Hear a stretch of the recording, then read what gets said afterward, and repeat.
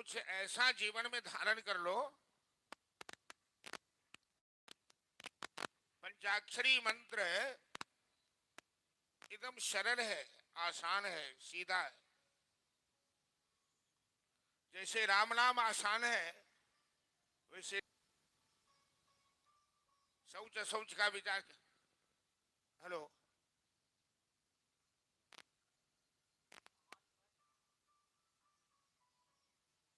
Hello, hello. वो बक्सा नहीं बज रहा, उसको बजाइए ना भाई, हमको पता नहीं लग रहा क्या बोल रहे हैं।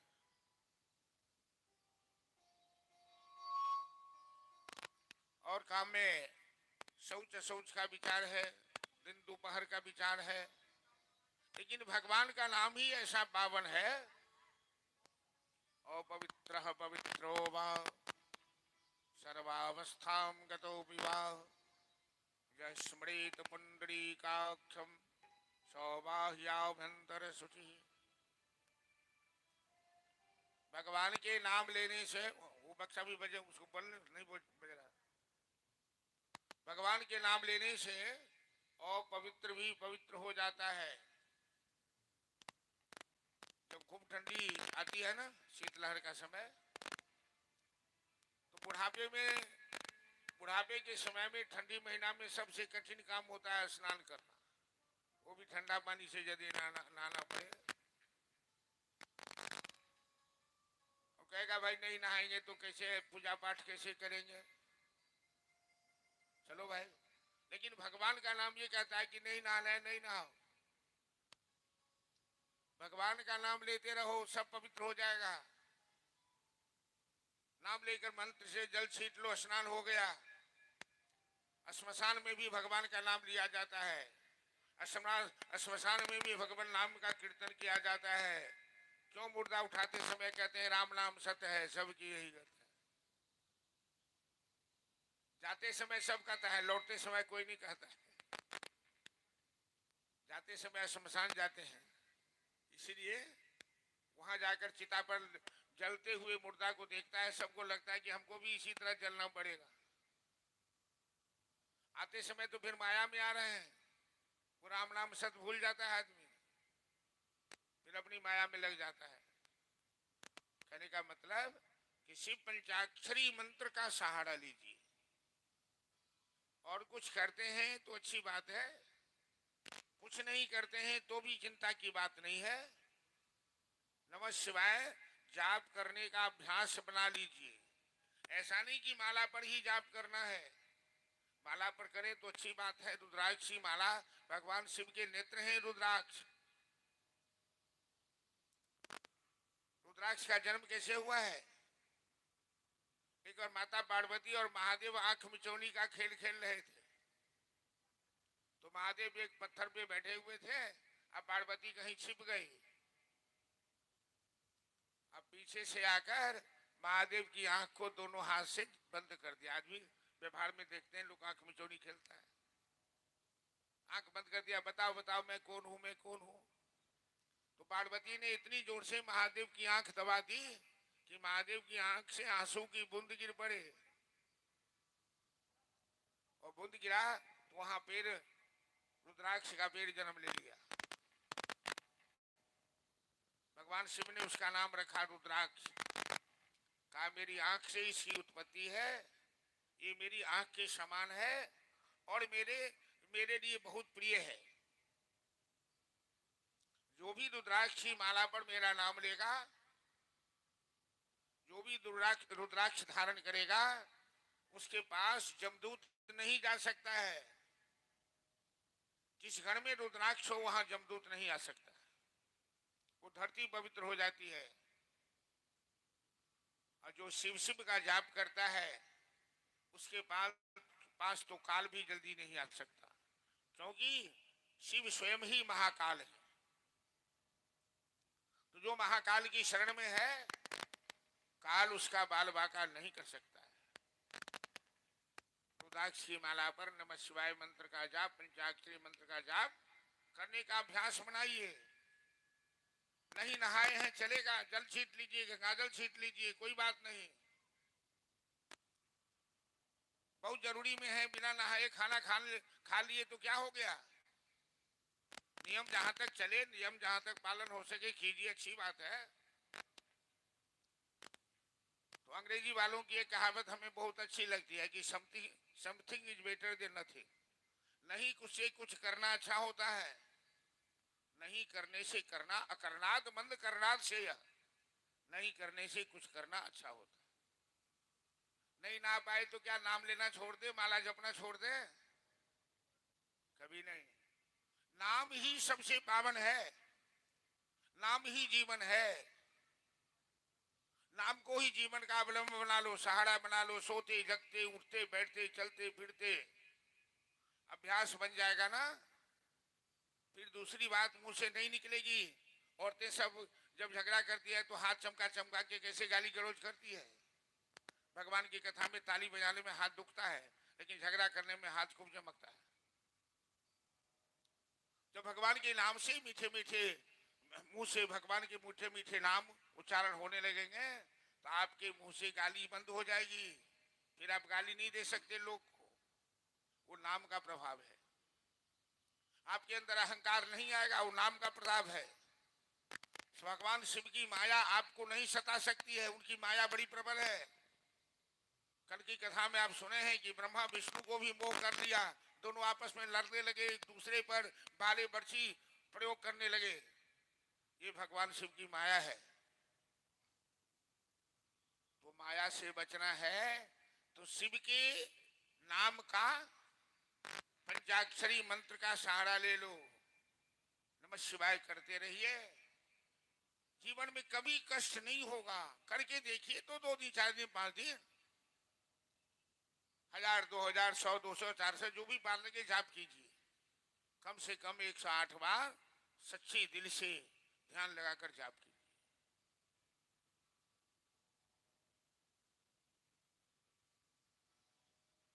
नमः शिवाय ओम नमः शिवाय। Hello hello.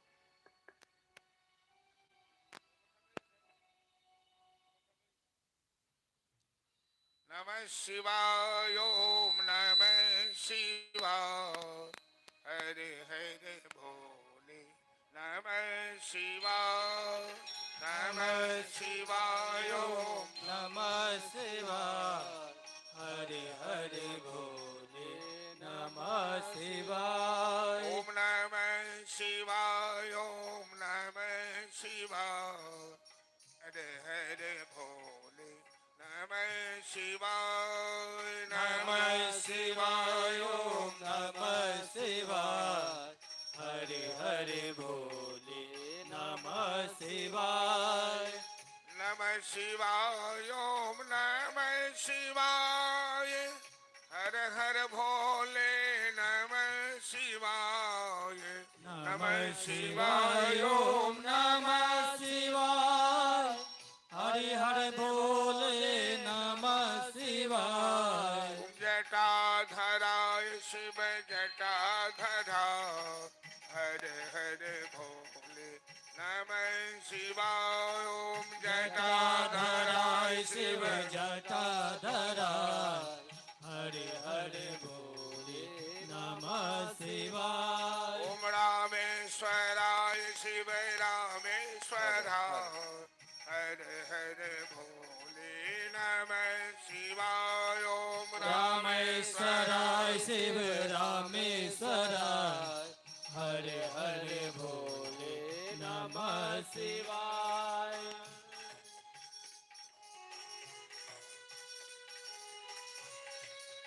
जय हो।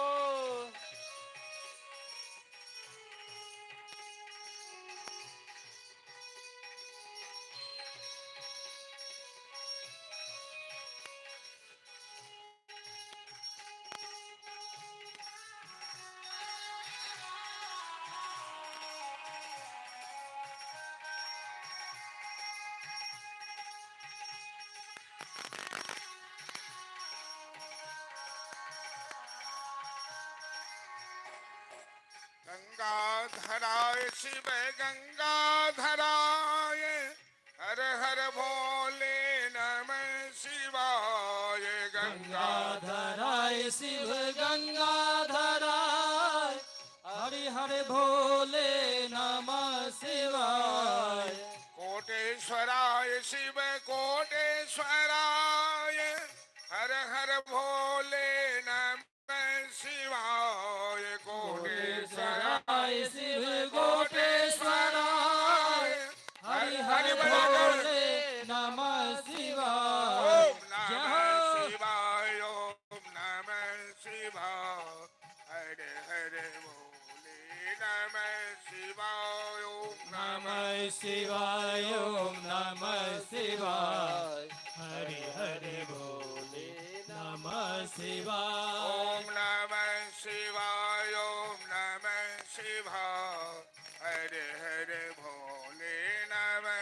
शिवाय ओम नमः शिवाय ओम नमः शिवाय हरि हरि भोले नमः शिवाय ओम नमः शिवाय ओम नमः शिवाय हर हर भोले नमः शिवाय नमः शिवाय ओम नमः शिवाय हरि हरि भोले नमः शिवाय दिगंबराय शिव दिगंबराय जय हर हर भोले नमः शिवाय दिगंबराय शिव दिगंबराय हर हर भोले नमः शिवाय ओम नमः शिवाय ओम नमः शिवाय हर हर भोले नमः शिवाय ओम नमः शिवाय ओम नमः शिवाय हरि हरि भोले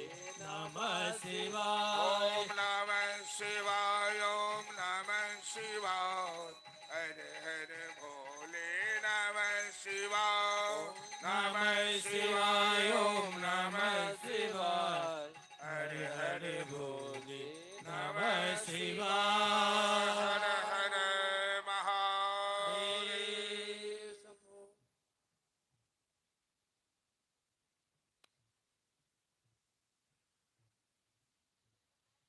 त्रिदलम त्रिगुणाकारम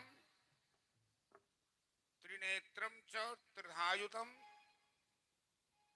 त्रिजन्म पाप संहारम बिल्वपत्रम शिवार्पण।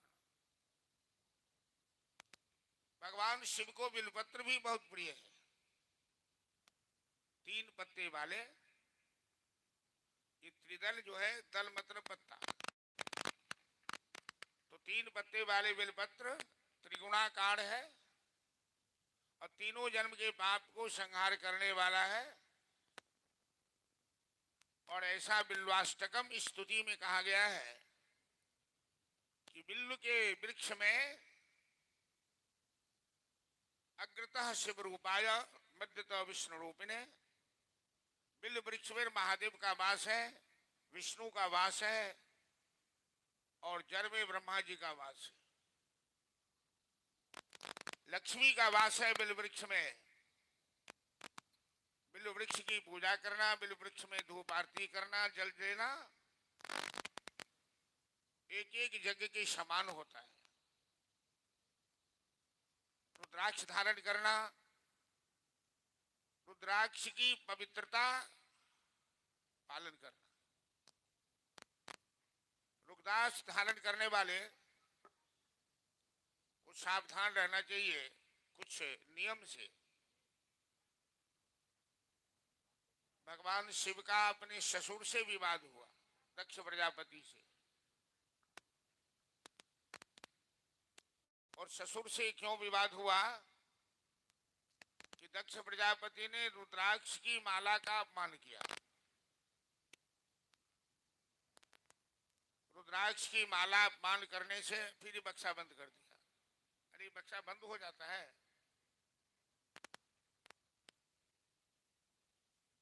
हेलो,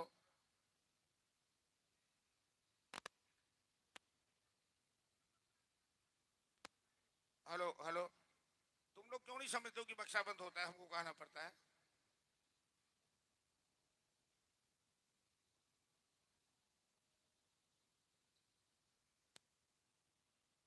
तो दक्ष प्रजापति ने रुद्राक्ष की माला का अपमान किया था। जो रुद्राक्ष की माला उन्हें दुर्वासा जी ने दी थी, अर्थात रुद्राक्ष माला धारण करके बुरे काम मत कीजिए।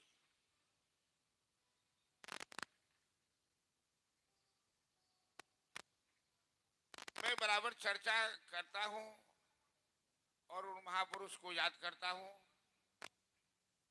कुछ दिन पहले शरीर त्याग किए हैं, पार्थिव शरीर, हरिंद्रानंद जी, और देश स्तर पर उन्होंने सत्संग की अलख जगाया है। लेकिन एक जगह शिव गुरु की चर्चा हो रही थी दरभंगा में। दरभंगा स्टेशन के बगल में एक मंदिर है, उस मंदिर पर। तो उसमें कोई शिव के भक्त थे जो प्रवचन कर रहे थे। मैं उस रास्ते से जा रहा था मोटरसाइकिल से, तो प्रवचन सुना तो मैं गाड़ी रोककर बगल में खड़ा हो गया। वो सज्जन महानुभाव कह रहे थे कि शिव गुरु का नाम लेते रहो, मदिरा पीना है मदिरा पियो, मांस खाना है मांस खाओ, हाथ में रुद्राक्ष की माला धारण किए रहो।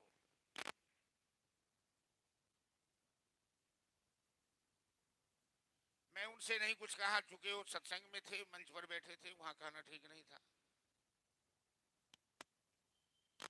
लेकिन कुछ और शिव भक्तों से बात हुई जो आपके इसमें ऐसा जो कह रहे थे, क्या वो ठीक कह रहे थे? तो लोगों ने कहा नहीं नहीं, वो बिल्कुल।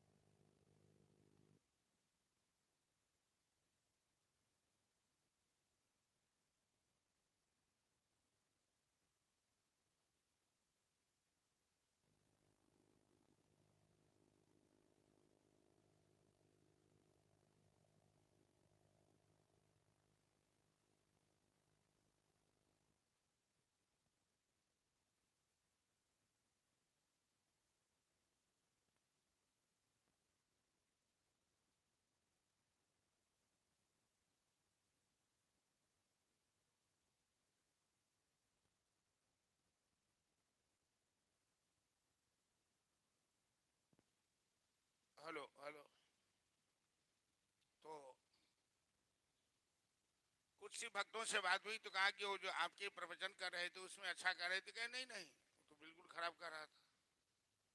ऐसा हमारे आचार्यों का, महापुरुषों का आदेश नहीं है। संयम रखना है जीवन में। रुद्राक्ष संयम का प्रतीक है। रुद्राक्ष आप गर्दन में धारण कीजिए, हाथ में धारण कीजिए, लेकिन आपके शरीर में रुद्राक्ष है तो रुद्राक्ष धारण करके आप बुरा काम नहीं कर सकते। आप बुरा काम करते हैं तो रुद्राक्ष आपके ऊपर नाराज हो जाएगा। वो भगवान शिव का नेत्र है, वो आपको शाप दे देगा, आपका पतन हो जाएगा। दक्ष प्रजापति का पतन इसी से हुआ है, रुद्राक्ष के शाप से ही। अतः रुद्राक्ष धारण करके मदिरा पीना, मांस खाना, ये तो सरासर अनुचित है। भगवान शिव मदिरा पीने का और मांस खाने का कहीं आदेश नहीं देते हैं, किसी शास्त्र में ऐसा नहीं है। शास्त्र में लिखा है भगवान शिव वैष्णवों के आचार्य है, वैष्णवा नाम यथा शंभु। वो वैष्णवों के परमाचार्य हैं। वैष्णवता की शिक्षा तो महादेव से लोग प्राप्त करते हैं। तो महादेव के भक्त, महादेव के गुणगान करने वाले कैसे इस चीज को त्याग सकते हैं? गलत बात है। और अपने आचार्यों को बदनाम करते हैं। आचार्य कभी ऐसा नहीं कर सकते। आचार्य तो आने वाले पीढ़ी को सही दिशा दिखाते हैं, सत्संग करो, भगवान शिव का नाम लो, भगवान शिव का ध्यान करो। शिव ही गुरु हैं, शिव ही सत्य हैं, शिव ही कल्याणकर हैं, और बिना शिव की शरण में गए कल्याण नहीं हो सकता। लेकिन डॉक्टर चाहे कितनी भी दवाई दे दे, प्रेस्क्रिप्शन में दवाई लिख दे, लेकिन संयम यदि नहीं कीजिएगा तो दवाई भी नहीं सूट करेगी। भजन के साथ, साधना के साथ, भक्ति के साथ संयम भी उसका एक अंग है। यम नियम संयम, यदि संयम नहीं कीजिएगा तो सब बेकार चला जाता है।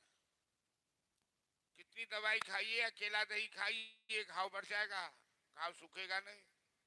संयम कीजिए, केला दही खाना छोड़िए। इसी तरह तो अभी तक जो हम लोग सत्संग किए, इसका मूल उद्देश्य है कि शिव पंचाक्षरी परम सिद्ध मंत्र है, इसे अपने जीवन में धारण कीजिए, नमः शिवाय का जाप कीजिए। एक नियम बना लीजिए कि प्रतिदिन इतना जाप नहीं करेंगे तो भोजन नहीं करेंगे। चाहे सवेरे उठ के कर लीजिए, बिस्तर पर कर लीजिए, चलेगा, लेकिन नमः शिवाय का जाप कीजिए, उसे अपने जीवन में उतारिए। रुद्राक्ष भगवान शिव के नेत्र से रुद्राक्ष की उत्पत्ति है, तो रुद्राक्ष भगवान शिव के स्वरूप है।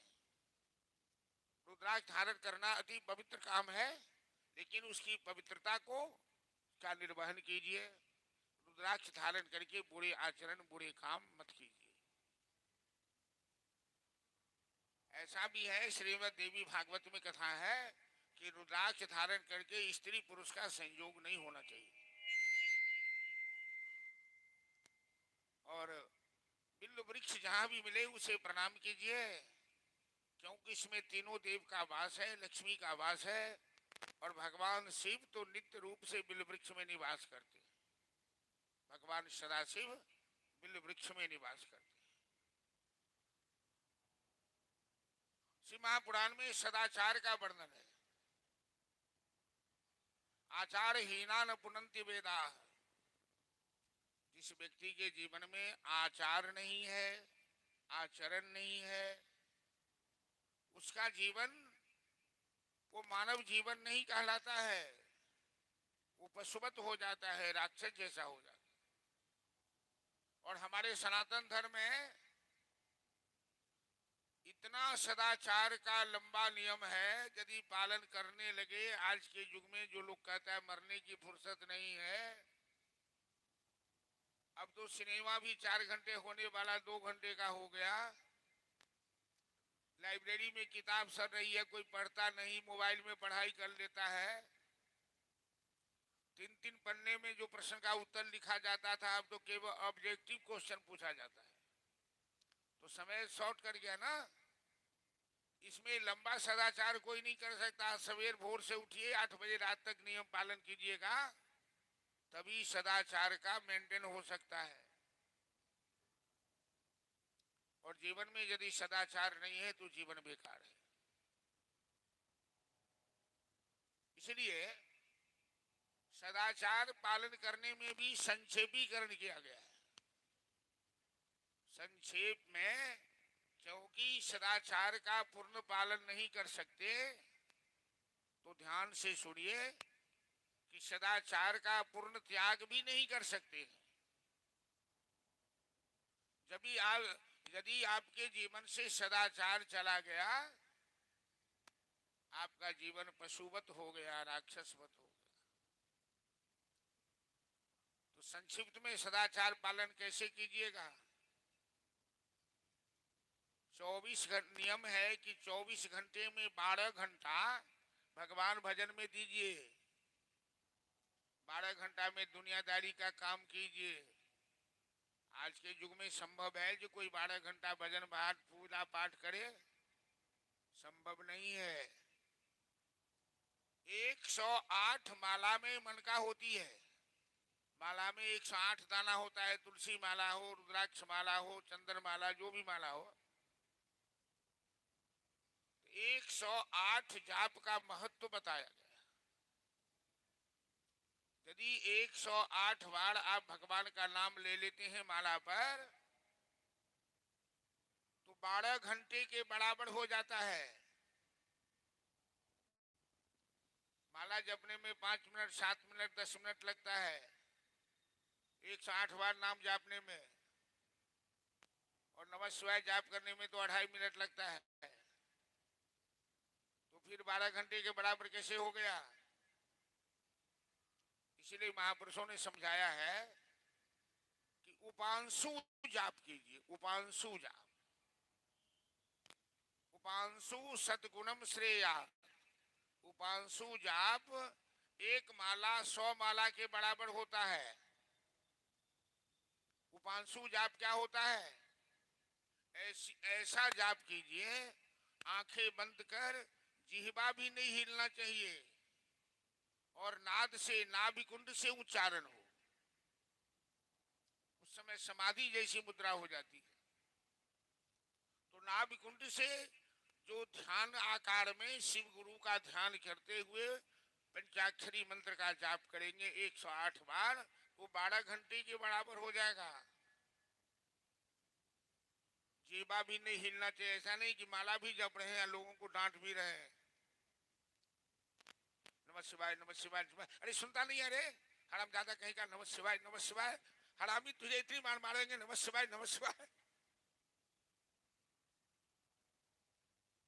एक आदमी को देखा तुलसी माला जपते हुए, और सड़क पे कीचड़ था तो लोग उसके घराड़ी पर होके चलता था, तो कहता था राम राम राम राम राम राम राम। हरामजादे लोग हमारे घराड़ी पर चलता है राम राम राम राम, सारे चक्कू फूंक देंगे राम राम राम राम। तो ऐसा जाप नहीं कीजिए, नाभि कुंड से उच्चारण कीजिए। उपांशु जाप कहलाता है। एक दिन में कितने बार सांस लेते हैं मालूम है? 21,600। शरीर में 3.5 करोड़ रुआ है, 20 अंगुलियां है, 20 नाखून है, नहीं 10 नीचे या 10 ऊपर। 5 कर्मेंद्रिय है, 5 ज्ञानेंद्रिय है। जब किसी को प्रणाम कीजिए तो सबको मिला करके 21 कर दीजिए, हृदय से नमस्कार कीजिए। भगवान शिव के सामने हो या शिव भक्त के सामने हो, 21,600 सांस लेते हैं, और 108 माला यदि उपांशु जाप करते हैं, 108 को गुना कर दीजिए, 10,300 हो जाता है। 10,300 एक माला जाप करने से 10,300 12 घंटा के बराबर हो गया। 24 घंटे में 21,600 सांस लेते हैं।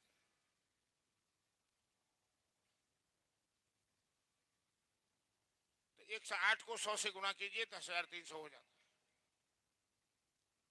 108 जाप निश्चित एक नियम बना लीजिए जो करना है। तो सदाचार पालन करने में 24 घंटे नहीं दे सकते, 12 घंटे नहीं दे सकते, तो आधा घंटा 20 मिनट तो निकालो 24 घंटे में अपने लिए। बाकी तो दुनियादारी के लिए चल रहा है। और 10 मिनट यदि निकाला तो 10 मिनट रात के लिए और 10 मिनट भोर के लिए बचा कर रखो। रात में जब सारे प्रपंचों से निवृत्त होकर बिस्तर पर जाते हैं विश्राम के लिए, तो 10 मिनट को 2 भाग में बांटिए, 5-5 मिनट। 5 मिनट पहले आप अपनी समीक्षा कीजिए कि दिन भर आपने क्या किया है। प्रत्यहम प्रतिवेक्षित नरश्चरितमात्मन किन्नु में पशुवी तुल्यम किन्नु सद्पुरुषैरिव। नीति शास्त्र कहता है कि प्रत्येक दिन प्रत्येक व्यक्ति को अपने चरित्र की समीक्षा करनी चाहिए। रात में बिस्तर पर बैठकर 5 मिनट में समीक्षा कीजिए कि आज आपने कितने लोगों को गालियां दी, आज कितने आदमी से झगड़ा किया, आज कितने आदमी को उपकार किया, कितने बार भगवान का नाम लिया, कितना दान किया, कितना पुण्य किया, कितने से झगड़ा। जब हिसाब कीजिएगा ना तो पता लग जाएगा कि इतना गलती किया, इतना सही किया, इतना गलती किया। तो तो दूसरे दिन से सुधार आ जाएगा। और नींद आने से पहले 5 मिनट भगवान का नाम लेते हुए सो जाइए, नमः शिवाय करते करते सो जाइए। यदि शिव गुरु का नाम लेते हुए सो गए तो पूरी रात भजन में काउंट हो गई। 10 मिनट रात में और 10 मिनट भोर में। भोर में जगिए कब? जब बिस्तर पर 2 बार चाय पी लीजिए तब। तो बैनाथ जी के परिवार में चले आइए, 4 बजे के बाद किसी को सोने नहीं देते हैं, न खुद सोते हैं न बहू बेटियां को बेटे को सोने देते। हम लोग जब आ जाते हैं तो हम लोगों के ऊपर भी ऐसे ही डंडा चलता रहता है। डायरेक्ट नहीं कहते हैं लेकिन उधर से आवाज देते हैं, ए जगो है करो हो करो, बस सबकी नींद खुल जाती है। अच्छी बात है, ब्राह्म मुहूर्त में सबको जगना चाहिए। आजकल तो जब तक लोग एक बार 1 कप 2 कप चाय नहीं पी लेता तब तक नींद नहीं खुलती, बिस्तर नहीं छोड़ता है न। बीमारी को बुला लेते हैं घर में अपने आप। पहले लोग जगता था तो एक मंत्र बोलता था, कराग्रे वस्ते लक्ष्मी कर मध्य सरस्वती कर मूले तु गोविंद प्रभाते कर दर्शनम। हाथ में लक्ष्मी का वास है, सरस्वती का वास है और महादेव का वास है, गोविंद का वास है। तो हाथ का दर्शन किया, इसमें सब दर्शन हो गया। प्रभाते कर दर्शनम, प्रातः काल उठकर बिस्तर पर ये मंत्र बोलते हुए अपने हाथ का दर्शन करो। नारायण का दर्शन हो गया, शिव गुरु का दर्शन हो गया। अभी तो लोग कहता है कि प्रभाते कप दर्शनम, प्रभाते कप दर्शनम। बिस्तर पर जब तक चाय की चुस्की नहीं ली तब तक नींद नहीं खुली। ये बुरी आदत है। तो भोर में जब नींद खुले तो सबसे पहले आंख मूंद कर बैठ जाइए। आंख मूंद कर अपने गुरुदेव का, इष्ट देव का ध्यान कीजिए। कोई सामने हो, किसी का मुंह मत देखिए। जब नींद खुले बैठ जाइए, भगवान को स्मरण कीजिए। जो आपके इष्ट देव हैं, शिव गुरु इष्ट देव हैं, शिव गुरु को स्मरण कीजिए। कन्हैया इष्ट देव हैं, कन्हैया को स्मरण कीजिए। जो भी भगवती इष्ट देव हैं, भगवती को स्मरण कीजिए। और स्मरण करने के बाद फिर कैसे क्या करना है इस पर थोड़ा सा सोच लीजिए। क्या दिन में हमको अच्छा काम करना है कि बुरा काम करना है? ये सदाचार का मूल मंत्र है। इनके परिवार में तो बहू बेटियां भी सवेरे जगती है, नहीं तो बहुत जगह तो आजकल की नई नवेलीन दुल्हन सब कहती है, सासू माँ शरीर दर्द कर रहा है, जरा चाय बना के पिला दीजिए ना। सासू माँ को कहती है, बहू सब कहती है। जय कलिया रानी आप पलंग पर सोते, सासू भरे पानी। जय कन्या रानी। ऐसी बहू की आदत नहीं होनी चाहिए। बहू भी सास बनने वाली है। यदि आज की बहू अपनी सास की सेवा नहीं करती है तो आने वाले समय में उसकी बहू भी उनकी सेवा नहीं करेगी। तो सदाचार का मूल मंत्र है कि बिस्तर पर सोने जाइए तो भगवान को याद करके सोइए, और जगिए तो भगवान को याद करके जगिए। दिन भर आपका मंगलमय हो जाए। आप करके तो देखिए 10 दिन 15 दिन कि कैसा भी नास्तिक हो, पाखंडी हो, यदि इस नियम को पालन कर ले कि सोते समय 5 मिनट भगवान का स्मरण करे और नींद खुलते ही भगवान को स्मरण करने लगे, उसकी बुद्धि ठीक हो जाएगी, भगवान की कृपा उस पर हो जाएगी, उसका जीवन सुधर जाएगा। तुलसी महापुराण कथा में बैठे हैं, इस कथा से, इस सत्संग से अपने जीवन में लाभ लीजिए। कुछ बातें जो मैंने चर्चा की है आप लोगों के जीवन में ग्रहण करने के लिए अभी जो बताया। किसी पंचाक्षरी मंत्र के जाप का एक नियम बना लीजिए कि हमको नियमित जाप करना है। रुद्राक्ष की माला धारण कीजिए लेकिन पवित्रता के साथ, और बिस्तर पर बैठकर नींद आने से पहले 5 मिनट भगवान को स्मरण कीजिए और अपने चरित्र की समीक्षा कीजिए। और जगने के बाद सबसे पहला काम कीजिए, भगवान का नाम लीजिए। और धरती माता को बिना प्रणाम किए धरती माता के ऊपर अपनी लात मत रखिए, अपना चरण मत रखिए। ये धरती नारायण की पत्नी है, वसुंधरा देवी इनका नाम है। समुद्र वसने देवी पर्वत स्तन मंडले विष्णु पत्नी नमस्तुभ्यम पादस्पर्शम क्षमस्वे। ये धरती पर चरण रखने का मंत्र है। पहले हमारे यहाँ हमारे बुजुर्ग, बड़े बूढ़े बुजुर्ग लोग सब ऐसा आचरण करते थे, ऐसा सदाचार का पालन करते थे। तब उनके अंदर शांति थी, भाईचारा था, इंसान इंसान लग रहा था। अब तो इंसान जानवर होता जा रहा है। एक इंसान दूसरे इंसान को पहचानता नहीं। सदाचार चला गया, सेवा भाव चला गया, परोपकार चला गया। हर व्यक्ति अपने लिए जीता है। अपने लिए तो कुत्ते बिल्ली भी पेट भर लेता है। वो इंसान क्या इंसान है जो समाज का काम न आए, समाज की सेवा न करे। इसलिए अपने जीवन में परोपकार की भावना भी होनी चाहिए। जो भगवान के भक्त होंगे उनके जीवन में परोपकार की भावना आ ही जाएगी। वो कुत्ते बिल्ली में भी भगवान का दर्शन करते हैं, प्रत्येक प्राणी में भगवान को देखते हैं। सिय राम मैं सब जग जानी, सभी में मेरे भगवान समाये हुए हैं। किससे बैर किया जाए, किससे दुश्मनी किया जाए। मेहनत कीजिए, धन कमाइए, सब काम कीजिए, लेकिन आसक्ति कहीं मत कीजिए। और जो होता है, जो आप उपार्जन करते हैं, उसमें से धर्म के नाम पर भी खर्चा कीजिए। वो जमा करके कितना भी जाइएगा, वो आपके साथ नहीं जाने वाला है। और जो आपने परमार्थ में खर्चा कर लिया वही आपके साथ जाएगा। कहिएगा बार बार आप जजमान जी का नाम लेते हैं, मैं तो इनसे ज्यादा परिचित हूँ इसलिए नाम ले लेता हूँ। और ज्यादा परिचित हूँ तो गुण अवगुण भी कुछ देखता हूँ। बहुत आदमी से परिचय नहीं है, बहुत से लोग ऐसे ही होंगे लेकिन हमें मालूम नहीं है। तो रात में इनसे बातचीत हुई कि चलो किराया भाड़ा जो आता है हम धर्म पर खर्चा करते हैं, बाल बच्चों से नहीं लेते हैं, लेकिन जो आता है उसको रखते नहीं है, धर्म पर खर्चा कर देते।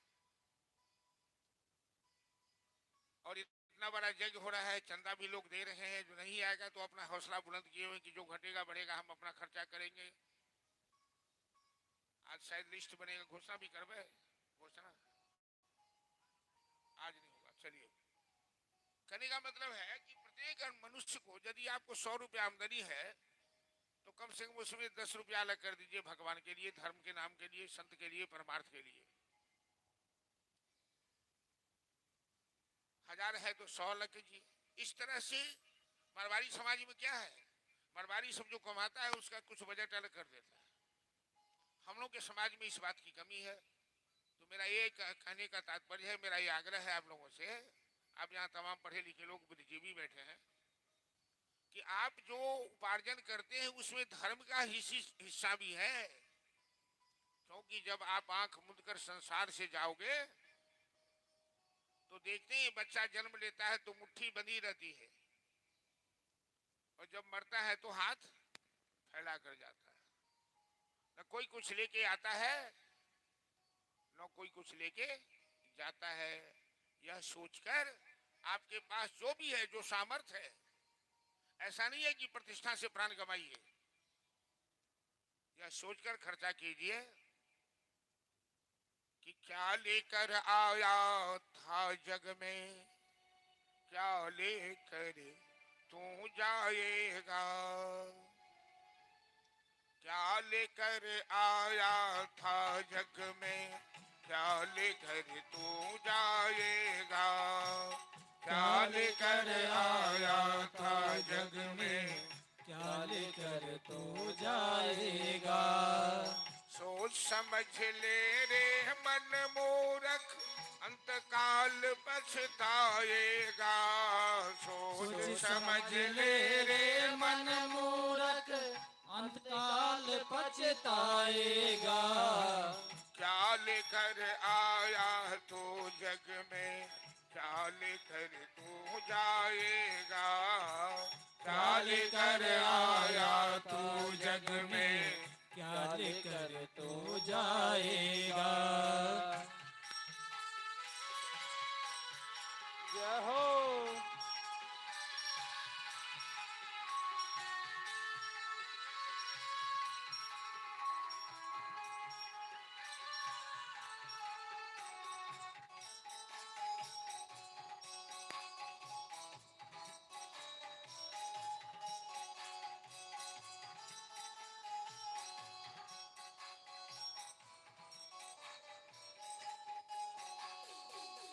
भाई बंधु और कुटुंब कबीला मरघट तक ही जाएंगे। भाई बंधु और कुटुंब कबीला मरघट तक ही जाएंगे। भाई बंधु और कुटुंब कबीला मरघट तक ही जाएंगे। भाई बंधु और कुटुंब कबीला मरघट तक ही जाएंगे। स्वार्थ के तो आंसू देकर लौट के घर फिर आएंगे। स्वार्थ के दो आंसू देकर लौट के घर फिर आएंगे। साथ तेरे नहीं कोई चलेगा, काल तुझे ले जाएगा। साथ तेरे नहीं कोई चलेगा, काल तुझे ले जाएगा। सोच समझ ले रे मन मोरख, अंत काल पछताएगा। सोच समझ ले रे मन मोरख, अंतकाल पछताएगा। चाल कर आया तू जग में, चाल कर तू जाएगा। क्या लेकर आया तू जग में, क्या लेकर तू जाएगा।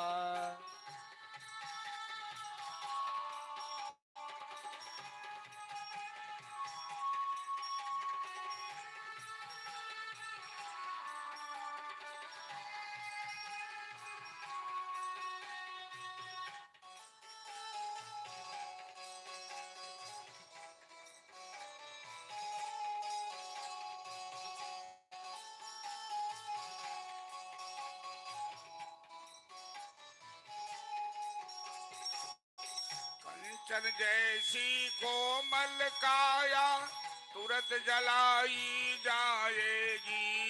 कंचन जैसे कोमल काया तुरंत जलाई जाएगी। श्मशान में जाने के बाद चाहे कितना भी सुंदर शरीर हो, बच्चा हो, जवान हो, बूढ़ा हो, अमीर हो, गरीब हो, पापी हो, पुण्यात्मा हो, ब्राह्मण हो या चांडाल हो, चिता में उसे जलकर राखी बनना पड़ता है। नहीं, श्मशान में जाने के बाद, हेलो आवाज क्यों कम कर दिया?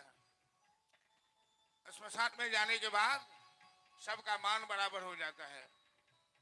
कंचन जैसी कोमल काया तुरंत जलाई जाएगी।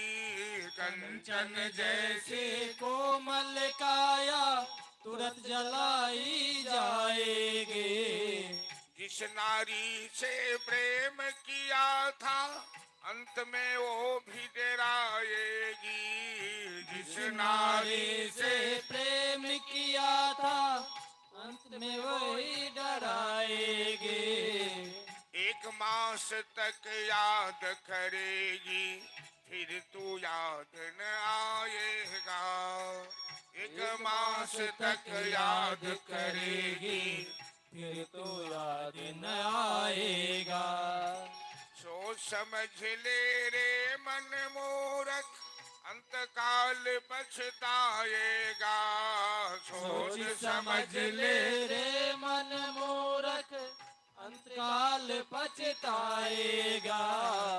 क्या लेकर आया तू जग में, क्या लेकर तू जाएगा। क्या लेकर आया तू जग में, क्या लेकर तू जाएगा। क्या लेकर आया तू जग में, क्या लेकर तू जाएगा। क्या लेकर आया तू जग में, क्या लेकर तू जाएगा। हर हर महादेव। हेलो, आवाज कम क्यों कर दिया? ठीक तो था। हाँ? थोड़ा सा बढ़ा दो।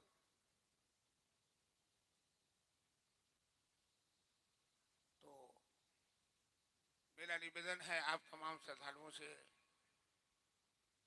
कि जीवन में सदाचार को अवश्य अपनाइए, सदाचार का त्याग मत कीजिए, भगवान नाम को जीवन में अवश्य धारण कीजिए।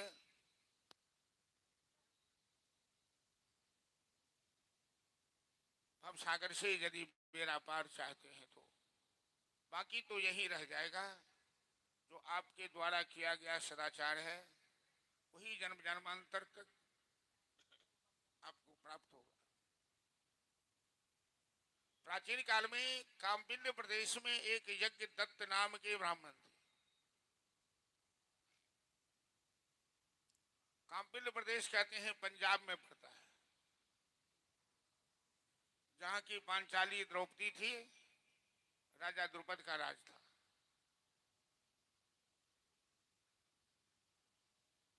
यज्ञदत्त बड़े ही सदाचारी एक पुण्यात्मा ब्राह्मण थे। उनके पुत्र का नाम था गुणनिधि।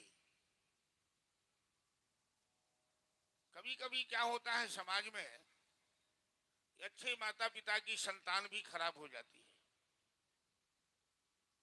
और हमारा शास्त्र कहता है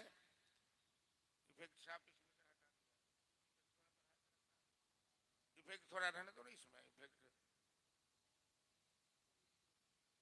हमारा शास्त्र कहता है कि आत्मा वही जायते पुत्र, ठीक है रहने दो, आत्मा वही जायते पुत्र।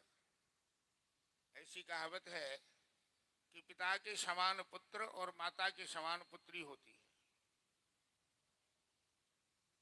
लेकिन एक ही पिता के संतान कश्यप ऋषि की संतान ही दानव भी है, देवता भी है, मानव भी है, पशु पक्षी भी है।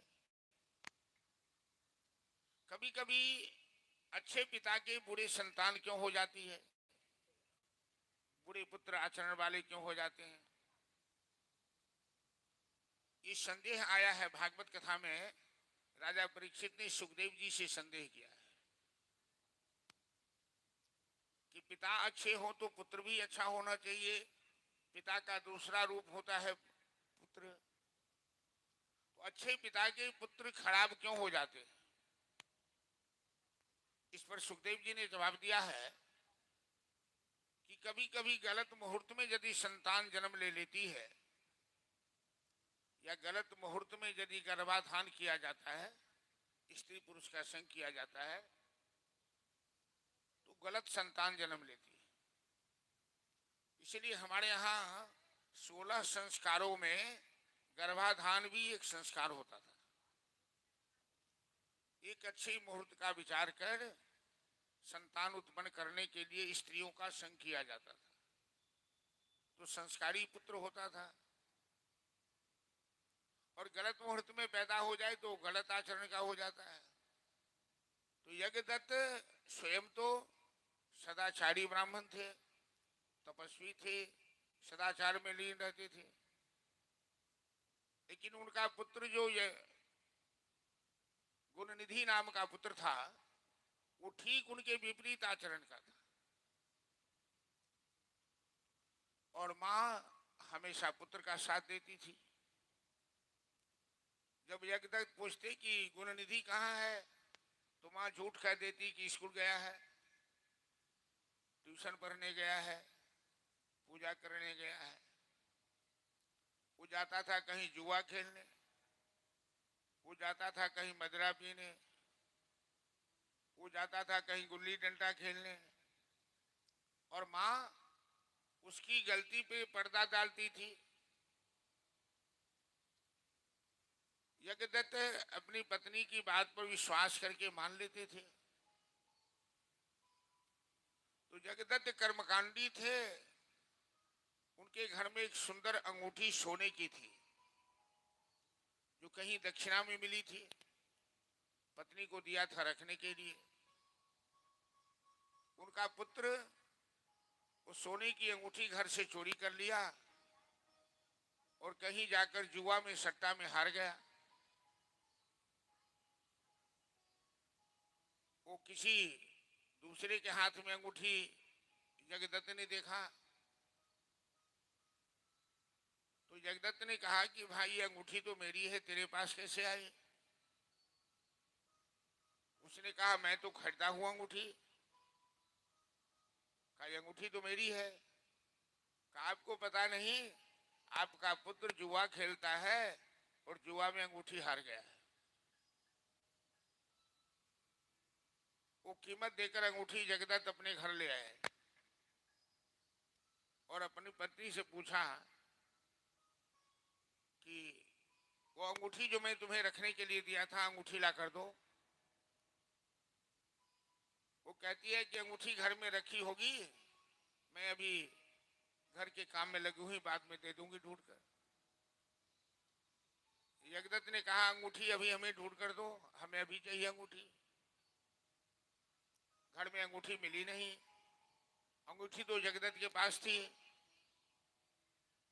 जगदत्त ने अपने पत्नी से कहा कि तू कैसी धर्म पत्नी हो और कैसी माँ हो, जो माँ अपने पुत्र की गलती छिपाती हो। माँ एक ऐसी माँ होती है जो अपने पुत्र को ध्रुव प्रहलाद बना देती है, संस्कार देकर, शिक्षा देकर। और एक ऐसी माँ भी होती है कि अपने पुत्र को सुल्ताना डाको भी बना देती है। बच्चों की गलती पर पर्दा डालना, बच्चों की गलती को छिपाना, ये उसमें उसका हित नहीं होता है, इसमें हित की बात तो नहीं होती है। तो तुमने आज तक गुणनिधि की गलती पर पर्दा डाला और मेरे सामने झूठ बोलती रही। ये अंगूठी तो मेरे पास है, तेरे बेटा ने जुआ में हारा है अंगूठी। गुण जगदत्त ने अपने पुत्र और अपनी पत्नी दोनों का त्याग कर दिया। क्रोध में आकर पत्नी को भी घर से निकाल दिया, अब पुत्र को भी घर से निकाल दिया। गुणनिधि को घर से जब धक्के दे के बाहर किया, वो भटकते ही भटकते चलाया। एक कोटेश्वर नाथ महादेव, शिवरात्रि का महापर्व चल रहा था। मंदिर में आकर वो भूखा प्यासा कई दिन का मंदिर में आकर सहारा ले लिया। जगदत्त के पुत्र गुणनिधि रात में उस मंदिर में कुछ शिव भक्त आए भगवान शिव की पूजा करने। तो महाशिवरात्रि में तो 4 प्रहर की पूजा होती है, चारों प्रहर जागरण होता है और चारों प्रहर का 4 अभिषेक होता है। तो एक परिवार, पूरा परिवार शिव भक्त वहां आए भगवान शिव की पूजा और अनेक प्रकार की मिष्टान बनाकर, पूरी पूरी पकवान बनाकर वहां शिव जी को भोग लगाने के लिए नैवेद्य रखा और शिव पूजा की। तो गुरुनिधि भी वहीं बैठा था, मंदिर के द्वार पर चौखट पर बैठा हुआ था। तो जब जब रात में दीपक में रोशनी कम हो जाए और बाती में जो फुल्ली पड़ जाती है तो रोशनी कम हो जाती है, वो काठी लेकर के बाती को ठीक कर देता था। उसका काम वही था। संयोग से पूजा करते करते जितने भक्त थे मंदिर में सब सो गए। 12 बजे रात्रि के बाद, 2 बजे के बाद जब सबको नींद आ गई तो सब सो गए और सभी पूजन सामग्री वहां फैली हुई है, भोग राग की वस्तु भी रखी हुई है। गुरुनिधि कई दिन का भूखा प्यासा था। वहां से वो प्रसाद में ये कुछ पुआ पूरी सप्ताह लेकर के भगा। वो भगा तो घंटी में लात लग गई, घंटी की आवाज हुई तो जितने भक्त वहां सो रहे थे सभी की नींद खुल गई सभी जगह, और सबने इसका पीछा किया। इसे चोर समझा और पकड़कर इसकी बड़ी पिटाई की। इतनी पिटाई की कि गुरुनिधि ने वहीं दम तोड़ दिया। दम तोड़ दिया। अब उसे लेने के लिए जमदूत वहां आ गए, क्योंकि गुरुनिधि अब तक ब्राह्मण वंश में जन्म तो लिया था, लेकिन अच्छा एक भी काम नहीं किया था। जुआ खेला था, मदिरा पिया था। तो उसे लेने के लिए जमदूत आए। जमदूत आए तो वहां भगवान शिव के दूत, भगवान शिव के गण भी वहां आ गए। भगवान शिव के गण कहते हैं कि इसे मैं ले जाऊंगा, शिवलोक ले जाऊंगा, शिव धाम ले जाऊंगा। और जमदूत कहते हैं कि मैं इसे नरक ले जाऊंगा, ये पापी है, ये ब्राह्मण होकर भी मदिरा पान किया है, जुआ खेला है, अपने पिता को कष्ट दिया है, मां से झूठ बोला है, ऐसे पापी के लिए भेजूंगा। तो भगवान शिव के दूत ने जमदूतों से पूछा, यूयम वै धर्मराजस्य यदि निर्देशकारिण, तुम लोग यदि धर्मराज के दूत हो, ब्रूत धर्मस्य नस्तत्वम यस्य धर्मस्य लक्षणम, तुम हमें बताओ कि धर्म किसे कहते हैं।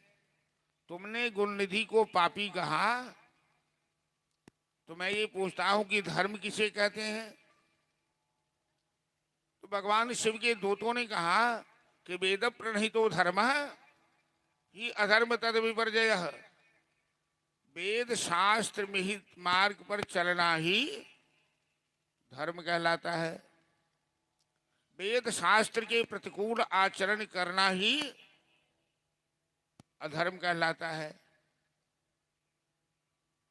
तो भगवान शिव के गण ने कहा कि तुमको इतनी सी बात समझ में नहीं आती है। ये गुणनिधि आज महाशिवरात्रि का पर्व है। अब पूरी रात शिव धाम में रहकर, शिव क्षेत्र में रहकर जागरण किया है। जो पूजा हो रही थी, पूजा में बाती में जब रोशनी कम होती थी तो इसने उस रोशनी को बढ़ाया है। हमारे शास्त्रों में धर्म का कैसा सूक्ष्म विचार है, जरा ध्यान से सुनिए। भगवान के दरबार में की गई सेवा कभी व्यर्थ नहीं जाती है। वो गुरुनिधि केवल दीपक की बत्ती को आगे बढ़ाया था, या बत्ती पर जो फुलियां आती थी तो उसे झाड़ता था। आज भगवान शिव के गण कह रहे हैं, इसने भगवान की पूजा में दीपक की बत्ती बढ़ाकर सहायता किया है। इसने मंदिर में शिवरात्रि में जागरण किया है। और भक्त लोग जो पूजा कर रहे थे तो भले ही ऊपर के मन से, लेकिन इसने मंत्र श्रवण किया है। जमदूत कहता है ये कुछ नहीं किया है, ये तो भूखा प्यासा, इसका ध्यान तो प्रसाद पर लगा हुआ था कि सब सो जाएगा तो मैं प्रसाद खाकर अपनी क्षुधा मिटाऊंगा, अपना पेट भरूंगा।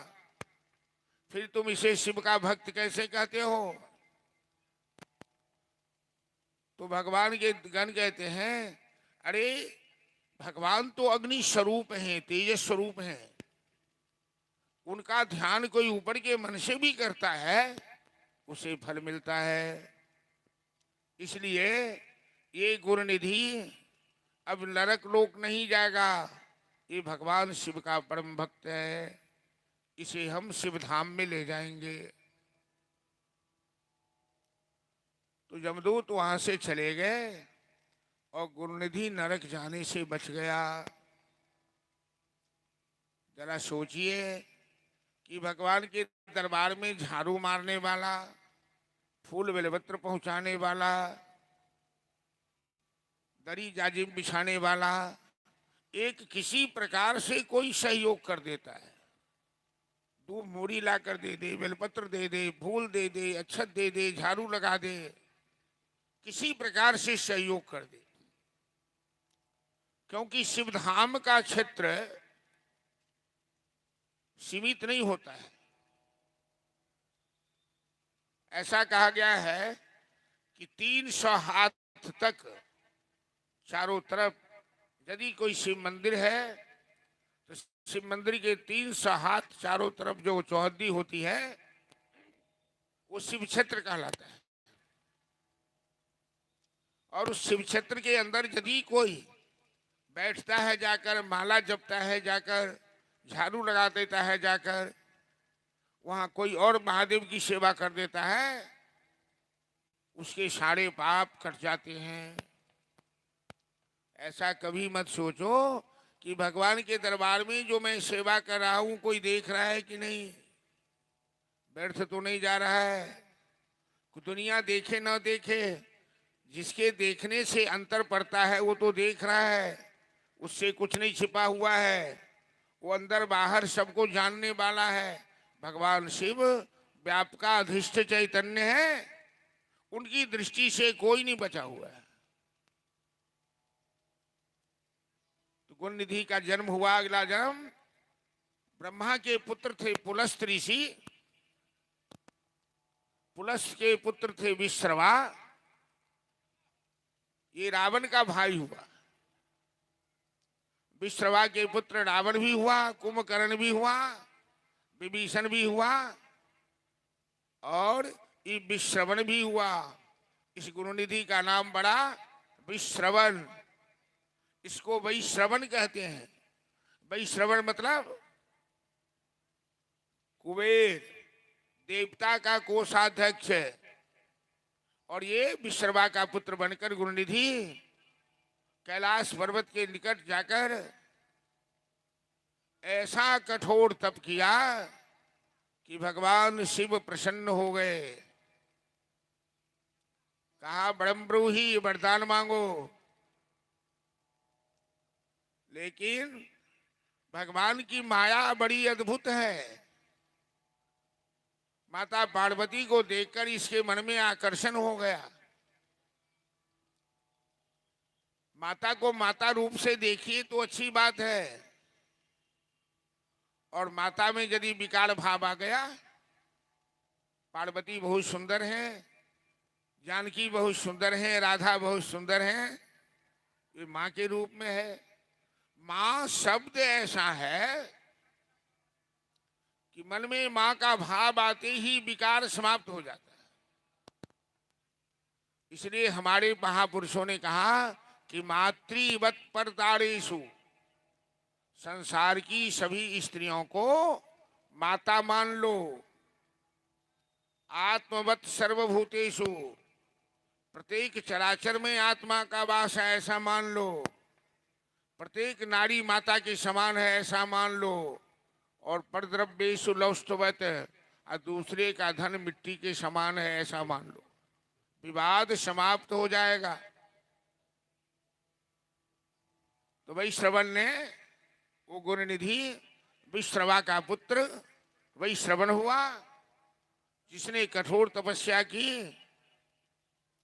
और शिव पार्वती को देखकर इसके मन में विकार आ गया। भगवान शिव तो त्रिशूल उठाए उसे मारने के लिए, लेकिन वैश्रवण ने भगवान शिव का चरण पकड़ लिया। कहा प्रभु मेरा कोई दोष नहीं है, मैं तो आपकी उपासना कर रहा था, लेकिन आपकी माया ऐसी बलवान है जो किसी को छोड़ती नहीं। माता को माता समझना चाहिए, मेरे मन में विकार पैदा हो गया, प्रभु मुझे क्षमा कर दीजिए। हेलो, थोड़ा सा आवाज बढ़ाओ, नहीं आवाज फंसती जा रही है हमारी।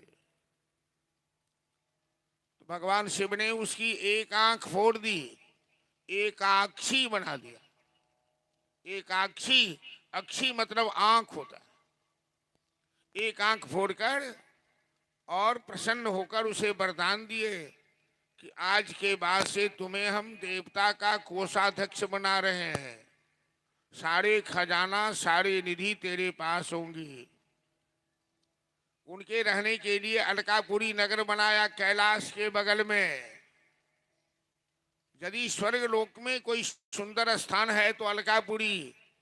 आज भी कहावत है कि अलकापुरी जाना है, जहां कुबेर का निवास स्थान है। और भगवान शिव की साम्यता प्राप्त कर लिया। भगवान शिव ने कहा कि आज के बाद तेरे मन में विकार नहीं आएगा। आज से तुम मेरा सखा बन जाएगा। सखा भाव कुबेर भगवान शिव के सखा बन गए। तो 88,000 ऋषियों को नेम सारण में सूत जी शिव महापुराण की कथा सुना रहे हैं। सूत जी वह कथा सुना रहे हैं जो सरस्वती नदी के किनारे व्यास भगवान को सनकादि मुनि सुनाए थे। सनकादि मुनि वह कथा सुनाए हैं व्यास जी को। एक बार नंदीश्वर महाराज ने सनकादि को कथा सुनाई थी और नंदीश्वर महाराज वह कथा सुनाए सनकादि मुनि को जो ब्रह्मा ने अपने पुत्र नारद को कथा सुनाई थी। इस तरह से शिव महापुराण कथा की परंपरा चल रही है। ब्रह्मा जी नारद को सुनाए, नारद नंदीश्वर को सुनाए, नंदीश्वर सनकादि जी को सुनाए, सनकादि जी व्यास जी को सुनाए, व्यास जी इस महापुराण की रचना की और व्यास के परम शिष्य महाभाग सूत जी 88,000 ऋषियों को ये कथा नेम सारण्य विराट संत सम्मेलन में कथा सुना रहे हैं। और हम लोग ये गणेशपुर, नाजिरपुर, मुजफ्फरपुर के अंदर इस पंडाल के अंदर आज दूसरे दिन की शिव पुराण कथा में बैठे हैं, सत्संग का आनंद ले रहे हैं।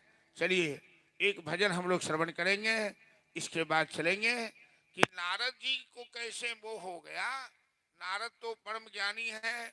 नारद जी बीना के ताल पर हमेशा श्रीमन्नारायण नारायण नारायण श्रीमन्नारायण नारायण नारायण श्रीमन्नारायण नारायण नारायण श्रीमन्नारायण नारायण नारायण श्रीमन्नारायण नारायण नारायण नारायण नारायण हरि नारायण नारायण नारायण बदरी नारायण नारायण नारायण बदरी नारायण नारायण नारायण बद्री नारायण नारायण जो नारायण भजन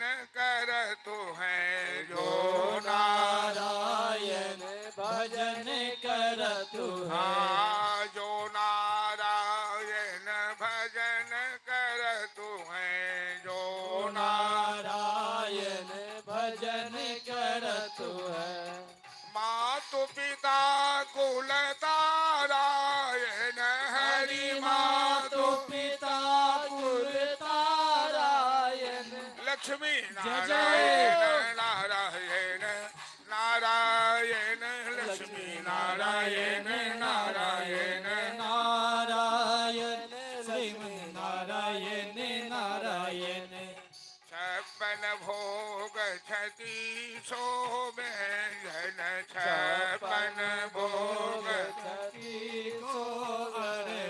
आ दुर्योधन घर में बाजागे दुर्योधन घर में त्यागी ओ साग विदुर जय जय। घर खावायन हरि सागे विदुर घर खावायन श्रीमन्नारायण नारायण नारायण श्रीमन्नारायण नारायण नारायण श्रीमन्नारायण नारायण ओ सबरी के बैर सुदामा के तंडुल सबरी के बैर सुदामा के तंडुल रुचि रुचि भोग लगावायन हरि रुचि रुचि भोग लगावायन लक्ष्मी नारायण जय हो। नारायण नारायण लक्ष्मी नारायण नारायण नारायण बद्री नारायण नारायण नारायण नारायण। तो एक मंदिर में जागरण करने से दीप की बाती जलाने से और शिव प्रसाद ग्रहण कर लेने से जो नरक का अधिकारी जो व्यक्ति था वो शिवलोक का अधिकारी बन गया, वो देवता का कोषाध्यक्ष बन गया, कुबेर पद प्राप्त कर गया। लक्ष्मी पूजा में कुबेर की पूजा होती है। तो भगवान शिव इतने दयालु हैं, वो हमेशा अपनी कृपा दृष्टि अपने भक्तों पर दिगंत में फैलाए रहते हैं। कभी ऐसा मत सोचो कि भगवान हमारे ऊपर देखते हैं कि नहीं, हम जो करते हैं उनको मालूम है कि नहीं। दोनों काम के समय जब बुरा काम करते हो तब भी सोचो कि दुनिया देखे ना देखे लेकिन ऊपर वाला देख रहा है। मेरे मालिक के दरबार में है सब लोगों का खाता, जो कोई जैसी करनी करता है वैसा ही फल पाता है। हम जो अच्छे काम कर रहे हैं वो भी कोई देखता है। दुनिया के लोग शाबाशी दे नहीं दे, लेकिन जिसकी शाबाशी देने से जीवन में कुछ होता है वो सबको देख रहा है। शिव धाम में की हुई सेवा एक फूल बाती भी जलाने से शिवलोक प्राप्त होता है, ये विश्वास रखिए। भगवान शिव ऐसे अंतर्जामी हैं, ऐसे दयालु हैं, और हम लोग उनकी कथा में बैठे हैं। हम लोग बड़े भाग्यशाली हैं। चलिए एक भजन के बाद चलेंगे आगे, कथा को बढ़ाएंगे।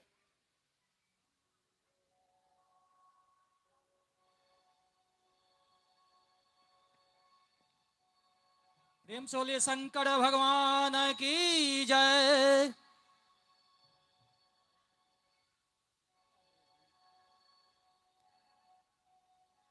जय भोले भंडारी शिव हर, जय भोले भंडारी, जय भोले भंडारी शिव हर, जय भोले भंडारी।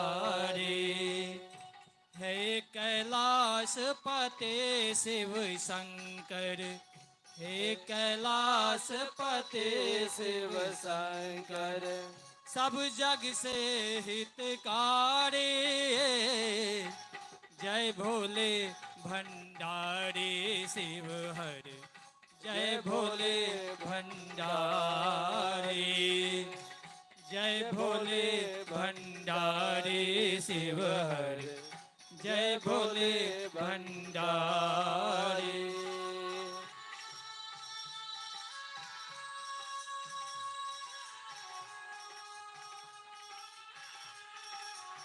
जय हो।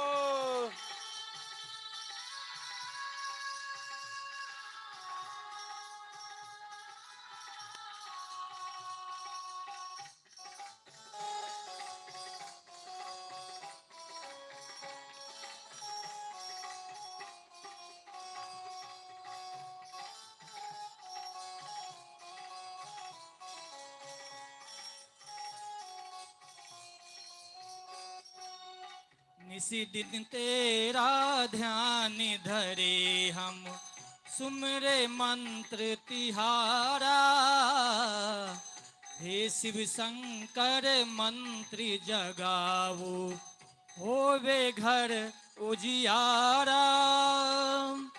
नमामि शंकर नमामि शंकर, नमामि शंकर नमामि शंकर, कृपा करो त्रिपुरारे, जय भोले भंडारी शिव हर, जय भोले भंडारी, जय भोले भंडारी शिव हर, जय भोले भंडारी।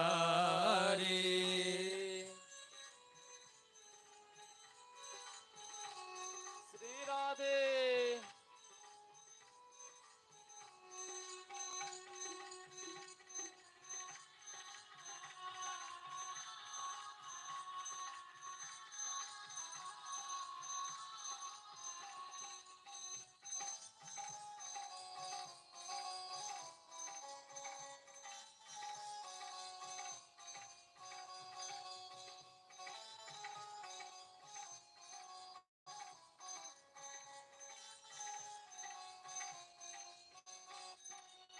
शंखनाद से शब्द जगा कहे, शंखनाद से शब्द जगा कहे, स्वर संगीत बहाया, युगों युगों से सृष्टि नाचे, युगों युगों से सृष्टि नाचे, ऐसा डमरू बजाया, तेरी याद भुला के जग में, तेरी याद भुला के जग में, दुख पावे संसारे।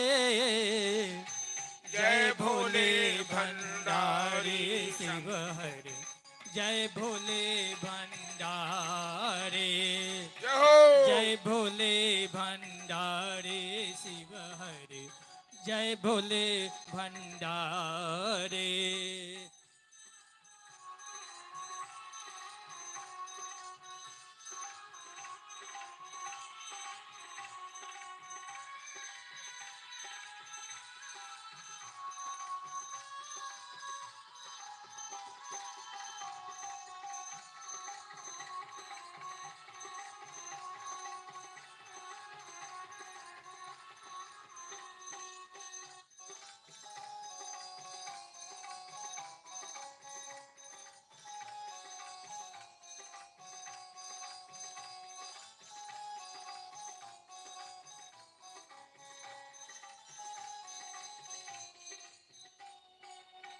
तीनों ताप हरण कर लेता, तीनों ताप धारण कर लेता, हे त्रिशूल तुम्हारा, तेरा नाम जपे सो जग में, तेरा नाम जपने से जग में मिलता मुक्ति सारा। महादेव पर ब्रह्म विधाता, महादेव पर ब्रह्म विधाता, आए शरण तिहारे। जय भोले भंडारी शिव हरे, जय भोले भंडारी, जय भोले भंडारी शिव हरे, जय भोले भंडारी। हे कैलाश पति शिव शंकर, हे कैलाश पति शिव शंकर, सब जग के हितकारे। जय भोला भंडारी शिव हरे, जय भोला भंडारी, जय भोला भंडारी शिव हरे, जय भोला भंडारी, जय भोला भंडारी शिव हरे, जय भोला भंडारी। प्रेम चलो शंकर भगवान की जय। हेलो।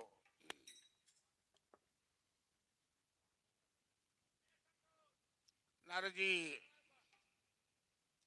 ब्रह्मदेव से शिव महापुराण की कथा श्रवण करें। ब्रह्मदेव के पुत्र भी हैं नारद जी। नारद जी पहले जन्म में दासी पुत्र थे। इनकी माँ किसी गृहस्थी संत के घर गाय की सेवा करती थी और 4 मास उस संत के घर संत महात्मा आकर बरसात में रुकते थे। वहां नित्य सत्संग होता था। तो बचपन से ही नारद जी ने संतों के साथ सत्संग किया। संतों के साथ सत्संग करने से नारद जी का संस्कार बदल गया और अंत में नारद जी ने इतना भजन किया कि ब्रह्मा के मानसिक पुत्र बने नारद। ब्रह्मदेव की नाभि से नारद की उत्पत्ति। नारद जी मोह माया से मुक्त हैं। मोक्ष उसे कहते हैं जो आदमी बंधन में नहीं आता। अहो देवर्षि धन्योयम यद कृति सारंग धन्वण गायन वादिमदम तंत्रा रम्य तत्तातुरम जगत। देवर्षि नारद धन्य है जो हमेशा अपने कंधे पर वीणा के तार पर हरिगुण गान करते रहते। ब्रह्मा जी नारद जी से शिव महापुराण की कथा सुना रहे हैं। तो बार बार अपने मोह की चर्चा करते हैं कि शिव की माया से मैं बराबर मोहित हो जाया करता था। नारद, एक बार तुम भी इसी तरह मोहित हो गए थे। नारद जी को याद नहीं है, क्योंकि जन्म जन्मांतर की बात तो सबको याद नहीं रहती है। नारद जी ने कहा, पितामह, मुझे कैसे मोह हुआ ये तो हमें पता नहीं, जरा आप हमें बताइए। आप तो सृष्टि करता है, सबको जानने वाले हैं।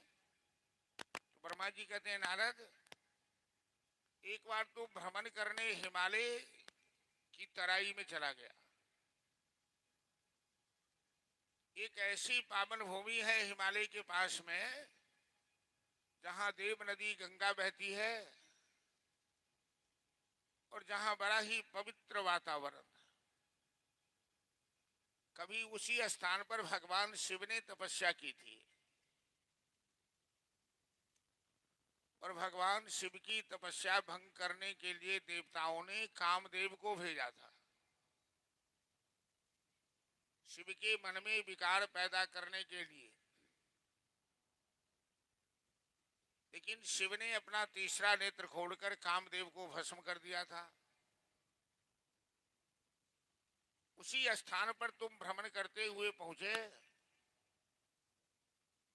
उस स्थान की रमणीयता देखकर, जहां सुंदर सरोवर था, शीतल मंद सुगंध वायु बह रही थी, सुंदर गंगा मंदाकिनी की धारा बह रही थी, जहां सुंदर पक्षियों का कलरव चल रहा था, वातावरण एकदम पवित्र। उस सुंदर स्थान देखकर तेरे मन में विचार आया तपस्या करने की। तुम वहां तपस्या करने लगे तो तुम्हारी समाधि लग गई। भगवान नाम स्मरण करते हुए तुम्हारी समाधि लग गई।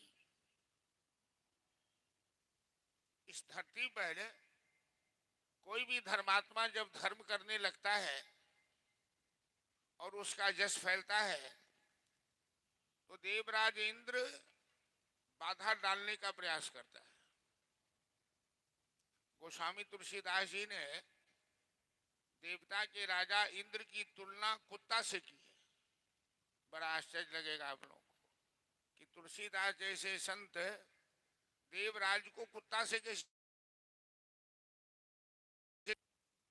सुख हार ले जाए जरा स्वान निरख मृगराज। इंद्र किस तरह से चिंतित हो जाता है, इस पर में उन्होंने दृष्टांत दिया है। जैसे कोई कुत्ता को सूखी हड्डी मिल जाए और हड्डी चबाने के लिए कुत्ता हड्डी लेके जा रहा है, तो आगे से कोई सिंह को देखा कुत्ता तो डर करके हड्डी लेके भगा कुत्ता।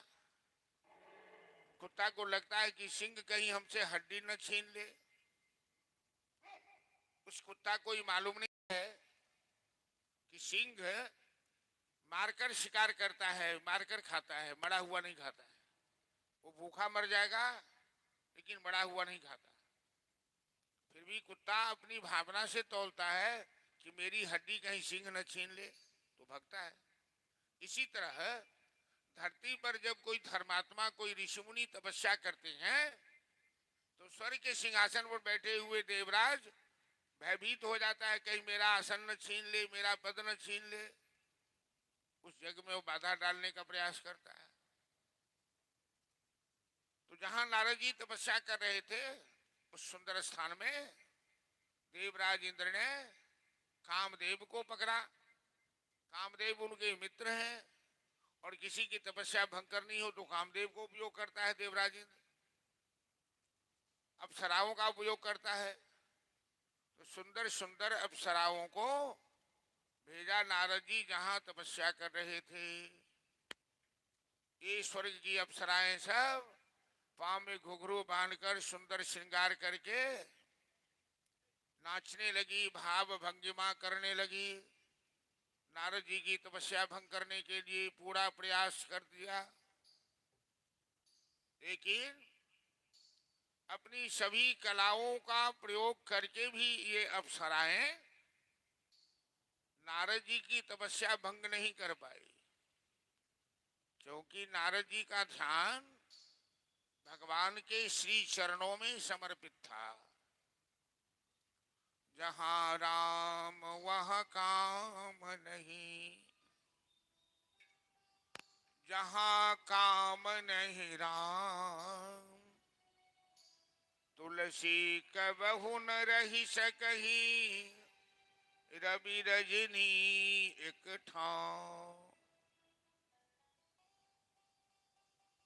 एक बात बताऊं आप लोगों से, यदि अपने मन को नियंत्रित करना चाहते हैं कि मेरा मन विकारी न हो जाए, विकृत न हो जाए, किसी सुंदर युवती को देखकर आकर्षित न हो जाए, मेरे मन में पाप भावना न हो जाए, क्योंकि ये नजर, ये दृष्टि दोष बड़ा खराब होता है।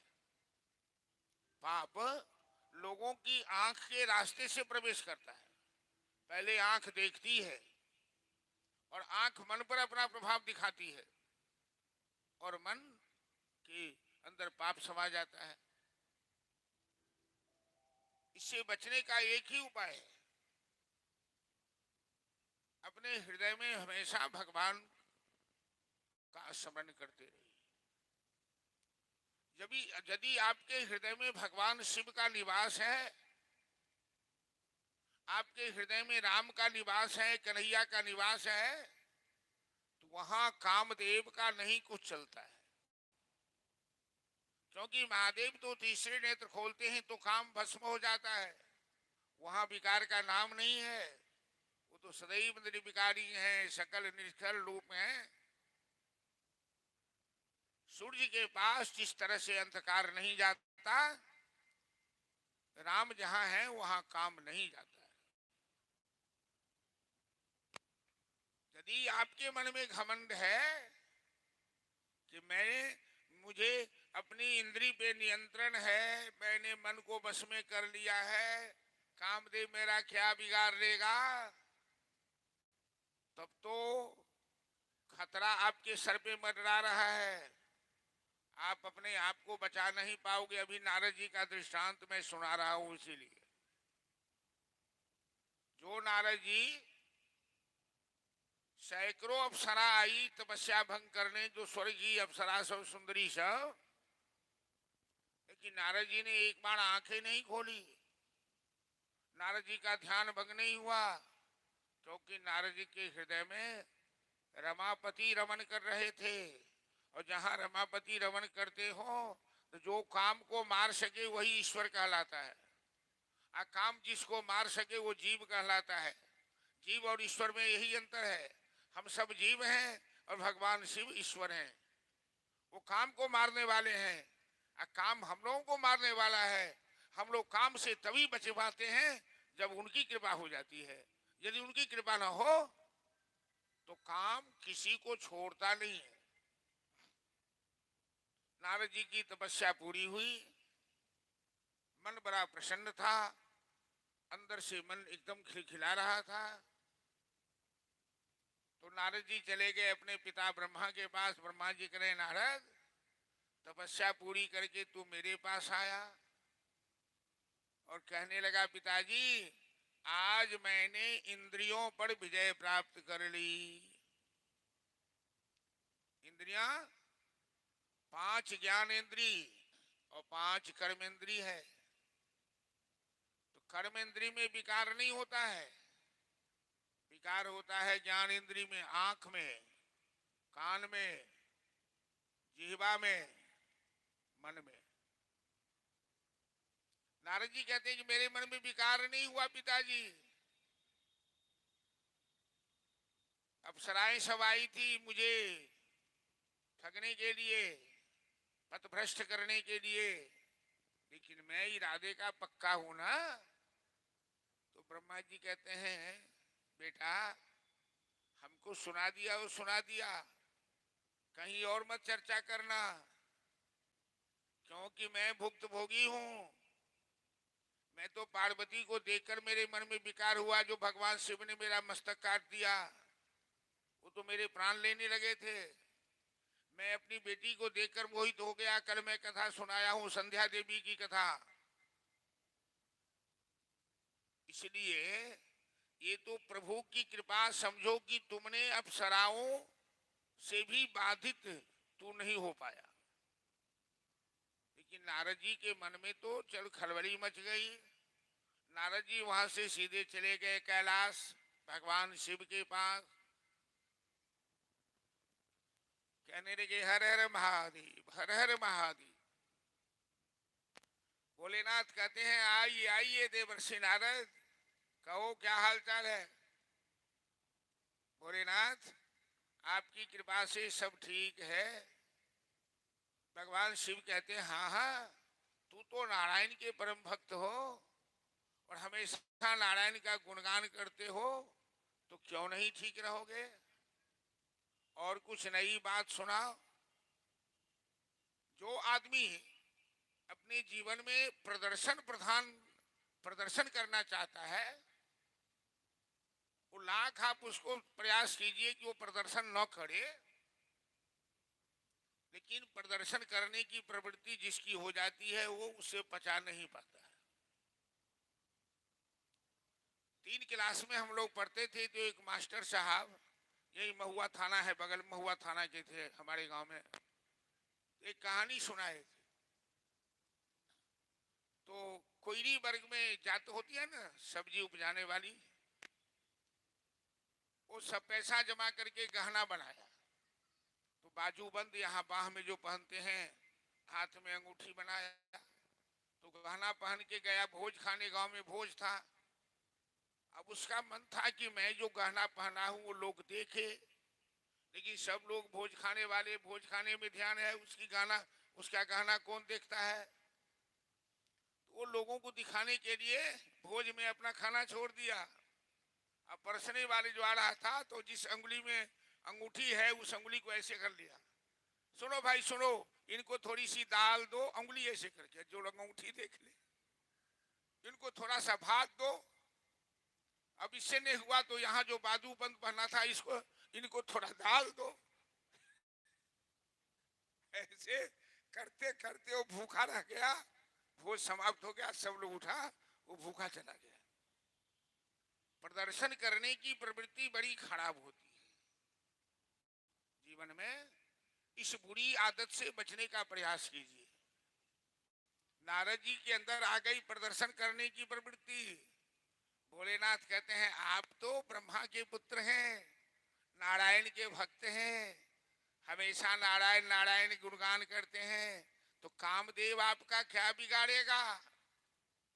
नारद लेकिन मेरी एक सलाह मानो, तुमने हमें सुनाया सुनाया, नारायण के सामने ये चर्चा मत करना। महादेव सलाह दे रहे हैं नारद जी को, क्योंकि मैं तो क्षमा कर दिया हूं। नारायण बड़े मजाकियल हैं, जिसको कहते हैं आज की भाषा में कॉमेडियल आदमी, वो तुरंत मजाक कर देंगे तुम्हारे साथ। और नारायण का मजाक करना खतरा से खाली नहीं होता है। नारद जी के मन में शिव से ईर्ष्या हो गई। महादेव तो नारद जी को उचित परामर्श दे रहे हैं कि भगवान के सामने चर्चा मत करना। नारद को लगा कि जैसे तपस्या करके इन्होंने काम को जला दिया, अब मैं भी अप्सराओं को भगा दिया, तो लगता है मेरी तपस्या से शिव जी के मन में ईर्ष्या हो रही है। इसलिए शिव जी की बात को अनसुनी कर दिया नारद, और सीधे चला गया बैकुंठ भगवान के पास। नारायण कहते हैं आओ आओ नारद, स्वागत है, कहो क्या हाल चाल है। नारद कहता है सरकार आपकी कृपा से सब ठीक ठाक है। अच्छा, कहो कैसे आना हुआ? बस आपके दर्शन के लिए आए। बात करते करते भगवान तो अंतर्यामी है, वो जान रहे हैं कि नारद क्यों आया है। वो तो प्रदर्शन करने आया है, वो अपना गहना गुड़िया दिखाने आया है, लेकिन अभी वो बात पेट में रखा है। नारायण कहते हैं, नारद तेरे मन में कोई बात चल रही है, सुनाओ ना क्या बात है। प्रभु कहने में तो संकोच हो रहा है, लेकिन आप तो मेरे सब कुछ हैं, आपको कहे बिना रहा नहीं जा रहा है। अरे सुनाओ तो सुनाओ ना। आज जहां महादेव तपस्या किए थे, कामदेव को भस्म किए थे, मैं भी वहीं तपस्या किया हूं। और इंद्रदेव ने सैकड़ों अप्सरा को भेजा मेरी तपस्या भंग करने के लिए, लेकिन आपकी कृपा से मेरे मन में कोई विकार पैदा नहीं हुआ। ये जो आपकी कृपा जो नारद बोल रहे हैं ऊपर के मन से, आपकी कृपा से नहीं, वो मेरे बल से ऐसा हुआ, ऐसा कहना चाहते हैं। भगवान कहने लगे, क्यों नहीं, तुम तो भजनानंदी हो, तुम यदि इंद्री पर विजय नहीं प्राप्त करोगे तो और कौन कर पाएगा। नारद जी वहां से भगवान के सामने आत्म प्रशंसा करके चल दिए। आत्म प्रशंसा मौत से बढ़कर होती है। अपनी आत्म प्रशंसा करना नहीं चाहिए, मृत्यु के बराबर होती है।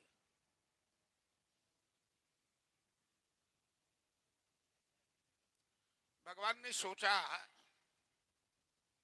कि नारद तो मेरा बहुत बड़ा भक्त है, लेकिन इसके मन में अहंकार उत्पन्न हो गया है। इस बात का अहंकार है कि मैंने मन पर नियंत्रण पा लिया है, मैंने इंद्रियों को वश कर लिया है। तो अभी तो अहंकार का अंकुर हुआ है पैदा। अंकुर को उखाड़ फेंकने में परिश्रम नहीं पड़ता, लेकिन जब वृक्ष हो जाएगा तो फिर उखाड़ना मुश्किल हो जाएगा। तो ये मेरा भक्त है और मैं इसका भगवान हूं, तो जिससे नारद का हित होगा मैं वही काम करूंगा। भगवान ने सोच लिया मुस्कुराते हुए कि नारद अभी मैं तुम्हें बताता हूं कि तुमने अप्सराओं को कैसे पराजित किया है। नारद जी बैकुंठ से आए, जा रहे थे भ्रमण करते हुए, भगवान ने एक माया की नगरी का विस्तार कर दिया। उस माया नगरी का राजा था शील निधि नाम का राजा, और ऐसा सुंदर नगर भगवान ने माया से बसा दिया। सुंदर महल, सुंदर अटाली, सुंदर फुलवारी, सुंदर पक्षी, सुंदर हवा, सुंदर कलरव, सुंदर वातावरण, हर प्रकार से मादकता फैली हुई थी। नारद जी जैसे उस नगर में प्रवेश किए, इनका मन तो मस्त हो गया। वसंत की मादक हवा लगने से जैसे मादकता आ जाती है, वैसे नारद जी के मन में मादकता आ गई। शील निधि राजा के दरबार में पहुंच गए नारद जी, और शील निधि राजा की कन्या थी विश्व मोहिनी। विश्व मोहिनी तासु कुमारी, राजा शील निधि की पुत्री राजकुमारी विश्व मोहिनी जिसका नाम था, वो परम सुंदरी थी। और उसके विवाह का समय आ गया। नारद जी का स्वागत किया राजा ने, आइए आइए देवर्षि बैठिए। देवर्षि बैठे तो राजा ने अपनी पुत्री को बुलाया कि बेटी, ये बड़े तपस्वी महात्मा हैं, इनका चरण छूकर प्रणाम करो, इनसे आशीर्वाद लो, इनका आशीर्वाद कभी व्यर्थ नहीं जाता है। जैसे विश्व मोहिनी नारद जी को प्रणाम किया चरण छू के, नारद जी के मन में हलचल मच गई। उस राजकुमारी का सौंदर्य देखकर नारद जी को कहा भी नहीं राजा ने, लेकिन नारद जी स्वयं बोलते हैं राजा से, जरा आपकी कन्या का मैं हाथ देखना चाहता हूं। ये हाथ पकड़ना किसी स्त्री का स्पर्श करना अपराध है। हर व्यक्ति के शरीर में इलेक्ट्रिक शॉर्ट होता है, विद्युत कण होता है, और शारीरिक स्पर्श से वो विद्युत कण एक दूसरे के शरीर से दूसरे के शरीर में आदान प्रदान हो जाता है। अच्छा हो तो अच्छा होगा, बुरा हो तो बुरा होगा।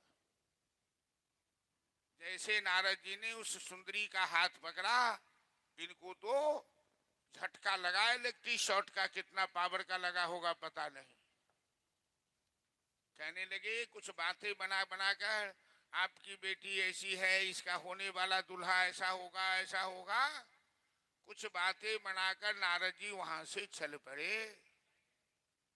नारद जी के मन में ऐसी हलचल मची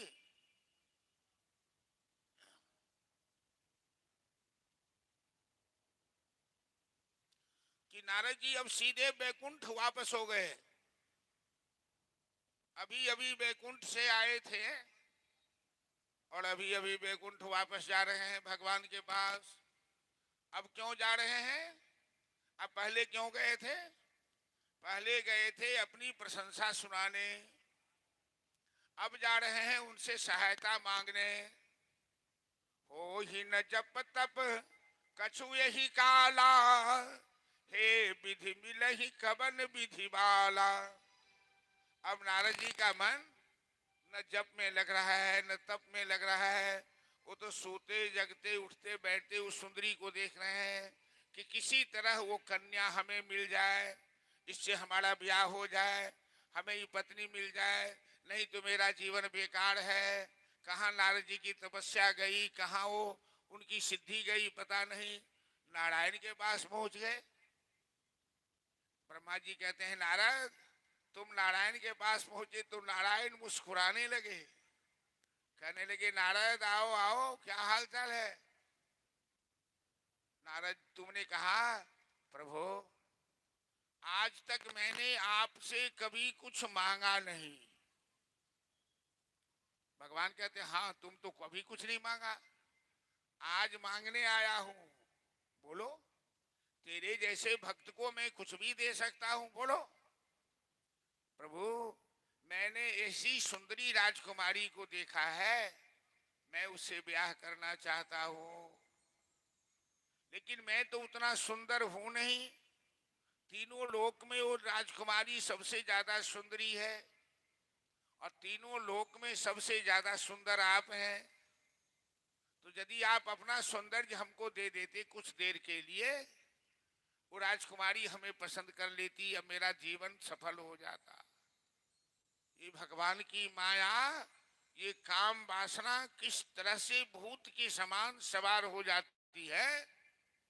भगवान को बड़ी हंसी आ गई अपनी माया देखकर। कहा वाह मेरी माया तो कमाल है। अभी अभी नारद कहने आया था कि मैंने अप्सराओं को फटकार कर भगा दिया, मैंने इंद्रदेव को ठेंगा दिखा दिया। अब कहने आया कि मुझे न जप में मन लगता है न तप में मन लगता है, सरकार किसी तरह उस लड़की से मेरा ब्याह हो जाए, आप कुछ ऐसा कीजिए, कभी आपसे कुछ मांगा नहीं। तो भगवान ने क्या कहा, जिससे तुम्हारा हित होगा मैं वही काम करूंगा नारद। ये मर्म वचन इसको बोलते हैं। नारद जी का हित किसमें होगा? उस युवती से ब्याह हो जाने में या ब्याह नहीं होने में? जरा आप लोग जवाब दीजिए। नारद जी का यदि ब्याह हो जाएगा युवती से तो फंस जाएंगे माया में। नारद जी तो भजन करने वाले हैं, मुक्त हैं, उनका हित होगा विवाह नहीं करने में। भगवान ने कहा तुम्हारा हित जिसमें होगा मैं वही काम करूंगा, मतलब तुम्हारा विवाह नहीं होने दूंगा। ये तो मेरी माया के कारण तेरी बुद्धि विचलित हो गई है, तुम तो संत हो। काया घर के दियरा बुतौले गे अभागली। माया के विषय में कहा गया है ये माया ऐसी बदमाश है, ऐसी बलवती है कि काया में जो ज्ञान का दीपक जलता है ना उसे बुता देती है। नारद जी के अंदर जो ज्ञान का दीपक जल रहा था तपस्या का, उसे बुता दिया माया ने। काया घर के दियरा बुतौले गे अभागली, अभागली का है माया को, छल बल कल से काया घर के दिया बुतौले गे अभागली, छल बल कल से काया घर के दिया बुतौले गे अभागली, बल छले से काया घर के दिया बुतौले गे अभागली, छल बल कर के काया घर के दिया तले गया भागल कलबल छले से माया के दुरूप धाये ब्रह्मा जी के ठग ले गे, ब्रह्मा जी के ठग ले, माया के दुरूप रूप धरे ब्रह्मा जी के ठगले गे, ब्रह्मा जी के ठगले शिव जी के कहले तो हरान गे अभागली, छल बल कल से शिव जी के कहले तो हरान गे अभागली, छल बल कल से काया घर के दिया बुतौले गे अभागली, छल बल कल से काया घर के अभागले कलबल छले से। तो एक बार महादेव भी ऐसी माया की है। हनुमान जी का जन्म कैसे है? हनुमान जी स्वयं महादेव हैं। हम चर्चा करेंगे कथा में हनुमान जी की। समुद्र मंथन के समय भगवान ने मोहिनी रूप धारण किया। ऐसी सुंदर युवती बन गए नारायण, तो पार्वती को छोड़कर भोलेनाथ उनके पीछे पड़ गए। वहीं भोलेनाथ का तेज जो स्खलित हुआ, उससे हनुमान जी का जन्म है। ब्रह्मा जी के विषय में मैं बताया कि संध्या को देखकर ब्रह्मा जी पीछे दौड़ पड़े। ये माया भगवान की बड़ी विचित्र है। तो नारद जी से भगवान ने कहा कि जिससे तुम्हारा हित होगा वही मैं करूंगा। तो क्या किया? कुबध प्यास। गोस्वामी तुलसीदास जी की एक चौपाई बड़ी सुंदर है यहाँ।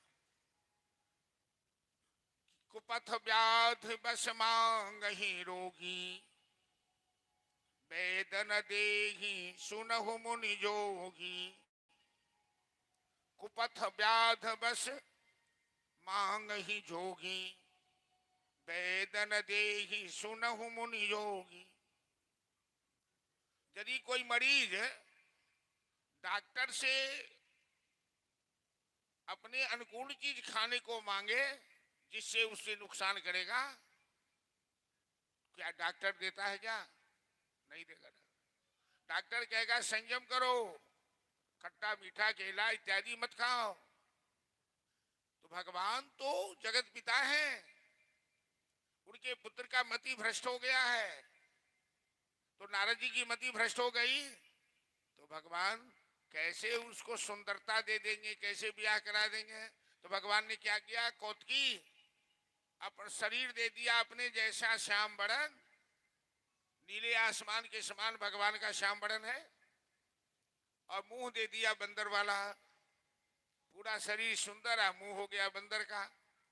अरे शरीर कितना भी सुंदर हो, अब मुंह जल जाए तो शरीर कोई कीमत की रह जाती है क्या? मुंह तो प्रधान होता है। नारद जी को लगा भगवान ने मेरी सहायता कर दी। भगवान ने सहायता तो की, लेकिन अभी नहीं। अभी नारद जी के लिए तो भगवान दुश्मनी का काम कर रहे हैं। नारद जी वहां से आए, तमतमाए।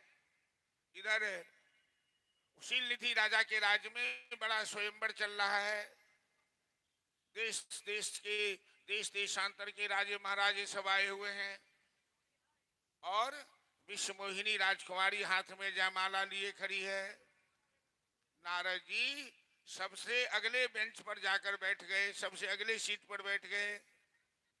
कहीं मोहिनी हमें न देखकर किसी और के गले में न जयमाला डाल दे। तो नारद जी आगे जाकर बैठे। संयोग से महादेव के दो गण वहां विद्यमान थे, श्रृंगी और भृंगी महाराज। श्रृंगी भृंगी नारद जी को पहचानते थे, पहले भी जानते थे, अभी भगवान ने जो रूप बदल दिया है वो भी जानते हैं। तो श्रृंगी भृंगी नारद जी के पीछे लग गया। अगले बेंच पर बैठे वो राजकुमारी जयमाला लेके आई। देखा ही बनर मुहा कहाँ से बैठा है सभा में, आंख गुस्सा करके उसकी ओर देख के आगे बढ़ गई। नारद जी को लगा कि शायद हमको देख नहीं पाई, क्योंकि सबसे सुंदर तो मैं हूं, तो हमें छोड़कर किसको पसंद करेगी। वही जो भोज खाने गया, अंगूठी दिखाने लगा, बाजूबंद दिखाने लगा, नारद जी वही हाल करने लगे। अब नहीं हुआ तो फिर आगे जाके बैठ के जिधर से राजकुमारी जा रही उधर से बैठे। अंत में राजकुमारी डांट दी, ए बेशरम कहीं का, अपना मुंह पानी में भी देख नहीं होता है, बंदर मुहा कहीं का। वो स्वयं भगवान भी सभा में थे, उनके गले में जयमाला डाली। नारद जी वहां से चले आए। महादेव के दोनों गण कहते हैं, ओ नारद। वो पहचान गए, ए नारद क्या हुआ, ब्याह करने आए थे, मुंह नहीं देख होता है जाकर के, तेरा मुंह कैसा लगता है।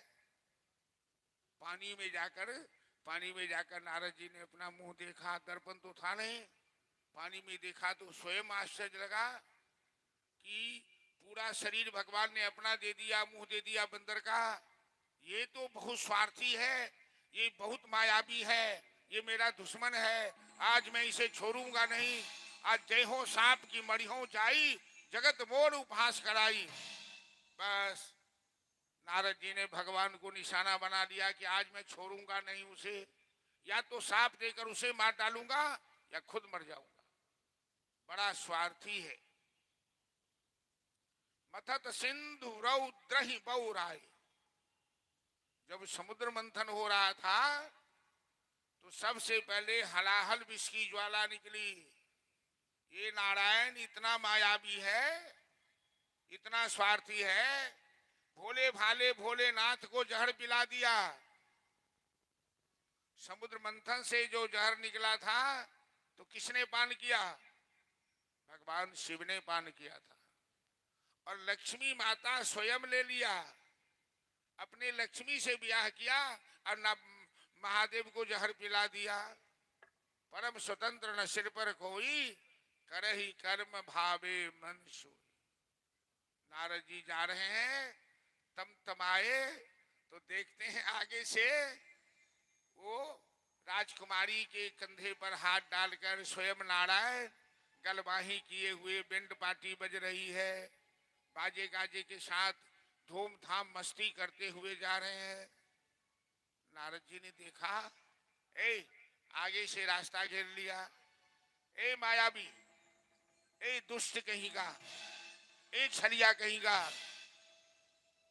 तुम्हें शर्म नहीं आती है दूसरों को परेशान करने में। मैं तुमसे सौंदर्य मांगा और तुमने हमें बंदर का मुंह दे दिया, और जिस लड़की से मैं ब्याह करना चाहा उसे खुद ब्याह कर लिया। तुम महादेव को जहर पिला दिया और अपने लक्ष्मी से ब्याह कर लिया। तुम हमेशा स्वार्थ वाला काम करते हो। मैं तुम्हें शाप देता हूं कि तुम पत्नी के वियोग में जैसे आज मैं रो रहा हूं, तुम भी इसी तरह रोओगे और बंदर ही तुम्हारी सहायता करेगा। नारद जी ने नारायण को शाप दे दिया कि बंदर ही तेरी सहायता करेगा और तू पत्नी के वियोग में रोएगा जैसे मैं रो रहा हूं। जब सीता का हरण हुआ तो नारद जी के वचन को सही करने के लिए भगवान राम यहीं पर सती माता को मोह होगा, जो कथा मैं सुनाऊंगा। भगवान राम सीता के वियोग में ऐसे रोए कि धरती रो पड़ी, आसमान रो पड़ा, जड़ चेतन सब रो पड़ा। रे भिक्षा पर्वतस्था गिरिघनलता वायुना विद्यमाना। इस तरह से राम जी रोने लगे। भगवान ने अपनी माया हटा लिया। जैसे ही माया का संवरण किया नारायण ने, जैसे किसी नशाबाज का नशा उतर जाए, नशा पीकर गटर में गिर जाता है और नशा उतरता है तो यदि जिंदा रहा तो गटर से बाहर निकलता है, नारद जी तो गटर में गिर गए थे। नारद जी बाहर में होश में आए, देखने लगे, प्रभु ये मैंने क्या कर दिया, ये मेरे ऊपर कौन सा भूत सवार हो गया। मैंने आपको गालियां दी, मैंने आपको शाप दे दिया। भगवान के पाहि नाथ कहि पाहि गोसाई, भूतल पड़े लकुटकी नाई। भगवान के चरणों पे नारद जी गिरकर रोने लगे, सर पटकने लगे, आंसू बहाने लगे। भगवान कहते हैं, नारद तुमने कुछ नहीं किया है, जो भी किया हूं मैंने किया हूं। और ये लीला इसीलिए हुई है कि अगले अवतार में मैं मनुष्य का रूप धारण करने वाला हूं और तेरा वचन सत्य होगा। और ऐसा मैंने इसलिए किया कि तेरे अंदर अहंकार हो गया था। अहंकार हमें पसंद नहीं है। तुम्हें भगवान शिव ने मना किया था कि तुम हमें कुछ मत बताना, लेकिन तुम आत्म प्रशंसा करते थक नहीं रहे थे, क्योंकि मैं इतना सामर्थ्यवान हो गया हूं। मैंने इंद्री पर विजय पा ली, मैंने कामदेव को पराजित कर दिया, मैंने अप्सराओं को पराजित कर दिया। तो तुम्हें अपनी औकात की पता लग गई। एक साधारण लड़की को देखकर तेरा हाल कैसा हो गया। इसलिए अहंकार जीवन में कभी मत करना। मेरी माया बड़ी बलवान है, वो जब चाहे किसी को परेशान कर सकती है। उसी को परेशान नहीं करती है हमारी माया जो मेरी शरण में आ जाता है, जिस पर मेरी कृपा हो जाती है। अब तुमने शिव की बात का अनादर किया था। नारद जी कहते, प्रभु मेरा सांप व्यर्थ हो जाए ऐसा कुछ कीजिए। भगवान कहते, नहीं नहीं, तुम्हारा सांप सही होगा। मेरे मन में शांति नहीं है, तो जपहु जाए शंकर सतनाम, यही ते मन पायत विश्राम। तुम जाकर भगवान शिव का दर्शन करो, शिव क्षेत्र का भ्रमण करो, शिव क्षेत्र में निवास करो और शिव नाम का जाप करो। तेरे मन में जो हलचल मची है वो शांति प्राप्त हो जाएगी।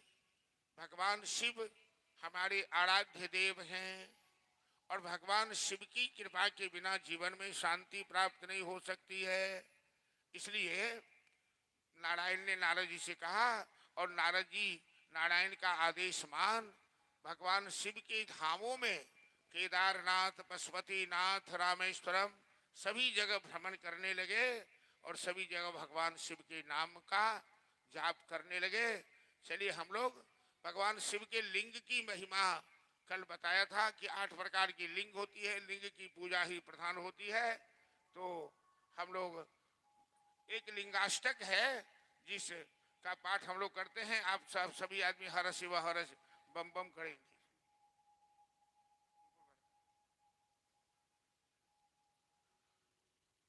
क्योंकि नारद जी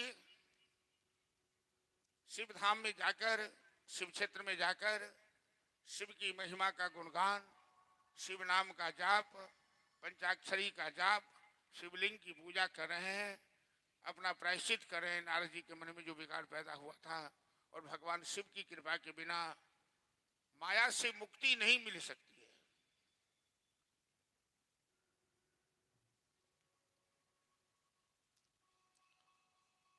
ब्रह्म मुरारी सुरार्चित लिंगम, निर्मल भासित शोभित लिंगम, जन्म दुख विनाशक लिंगम, तत् प्रणमामि सदा शिवलिंगम। हर शिव बम बम, हर शिव बम बम, हर शिव बम बम, हर शिव बम बम। आप सभी आदमी हर शिव बम बम में साथ देंगे।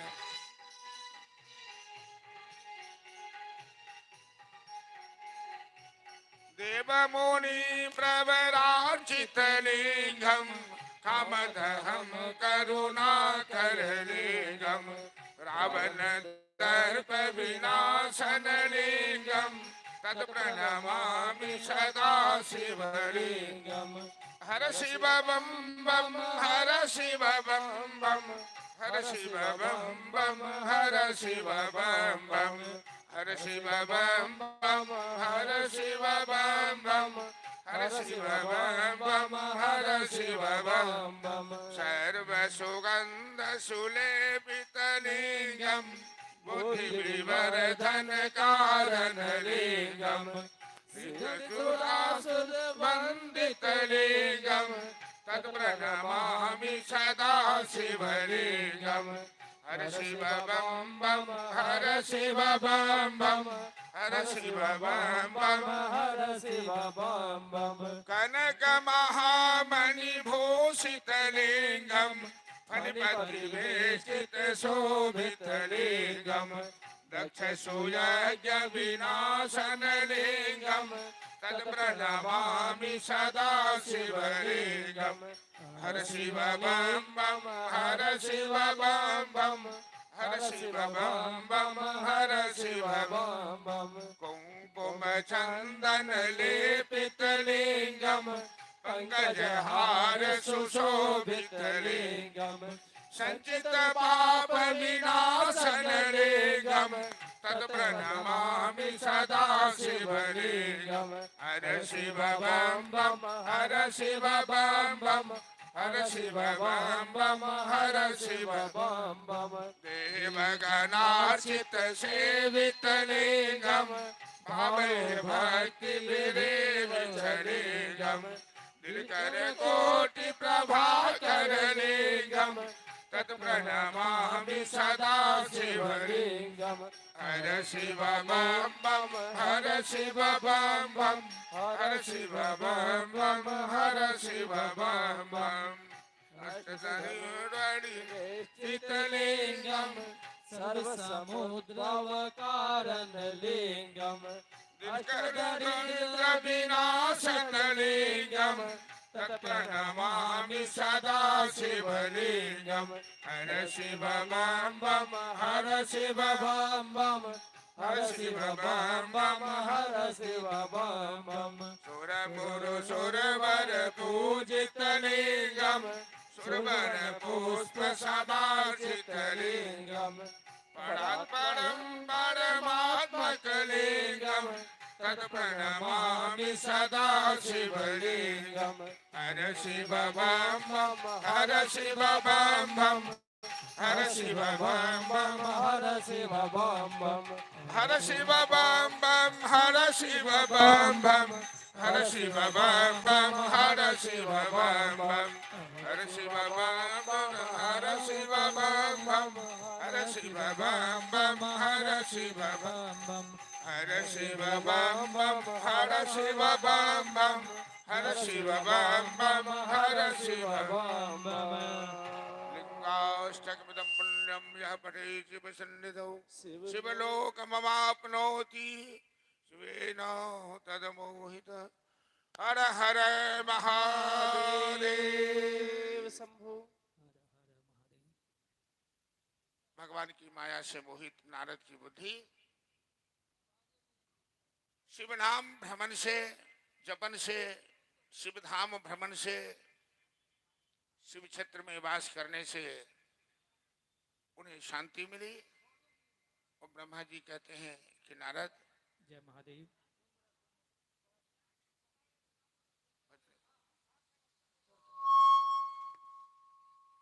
ब्रह्मा जी नारद जी से कहते हैं कि नारद कभी भी अहंकार नहीं करना चाहिए। अहंकार के वृक्ष में विनाश का फल ही लगता है। तुमने मन में अहंकार किया और भगवान ने अपनी माया से मोहित कर। मैं ये कहना चाहता हूं नारद जी के मोह की कथा ब्रह्मा जी सुना रहे हैं और 88,000 ऋषियों को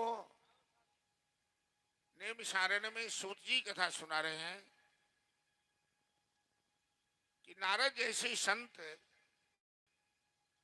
और क्षण भर भी नहीं लगा एक सुंदर युवती को देखकर नारद जी के मन में किस तरह से विकार पैदा हो जाता है। इसलिए कभी मन पर भरोसा नहीं करना चाहिए। ये मन बड़ा ही शैतान है, ये मन बड़ा ही चंचल है। मन को हमेशा भगवान के चरणों में सौंप कर रखा कीजिए। यदि उनकी कृपा है तो आप सुरक्षित हैं, यदि उनकी कृपा नहीं है तो आप सुरक्षित नहीं हैं। अर्थात वही व्यक्ति यशस्वी है, सोई विजयी विनयी गुण सागर, तास सुजस त्रैलोक हेलो तास सुजस त्रैलोक उजागर। वही संसार में विजयी है, वही विनयी है, वही गुण का आगर है, गुण का सागर है, वही महान है, जिसे भोलेनाथ बड़प्पन देते हैं, जिसे महान बना देते हैं, जिस पर कृपा कर देते हैं, जिसे शरण में ले लेते हैं। कभी अपने आप को भगवान से अलग मत कीजिए और अहंकार के बस अपने को बड़ा बलशाली मत समझिए। अहंकार मत कीजिए। तो नारद जैसे संत के पतन होने में जब विलंब नहीं हो सकता है तो साधारण व्यक्ति की क्या बात है, क्या हो सकता है। चलिए एक भजन हम लोग बीच में फिर श्रवण कर लेते हैं।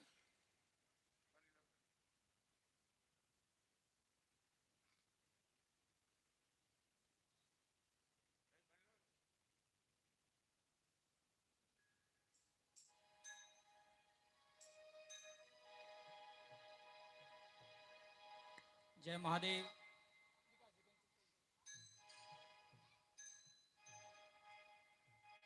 जय महादेव।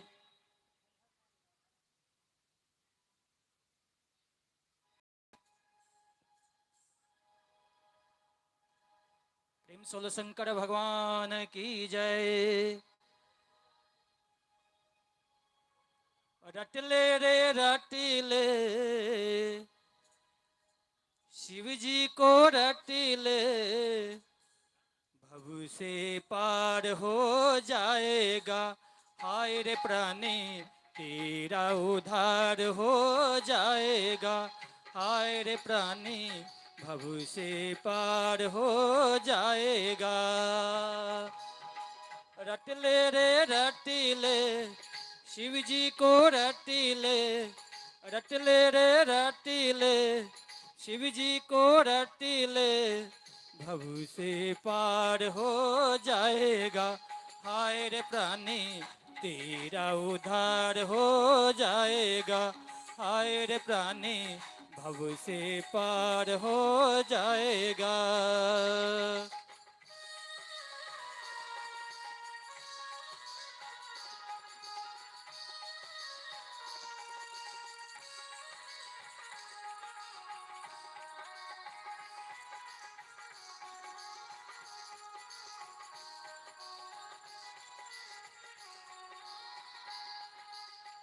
त्रिलोकीनाथ भोले बड़े हैं दयालु, बड़े हैं दयालु। भक्तों के पीड़ा हरते बड़े कृपालु, बड़े कृपालु। त्रिलोकीनाथ भोले बड़े हैं दयालु, भक्तों के पीड़ा हरते बड़े कृपालु। उनकी तू पूजा कर ले, उनकी तू पूजा कर ले। रट ले रे शिव को रट ले, रट ले रे शिव को रट ले, भव से पार हो जाएगा। हाय रे प्राणी तेरा उद्धार हो जाएगा। हाय रे प्राणी भव से पार हो जाएगा।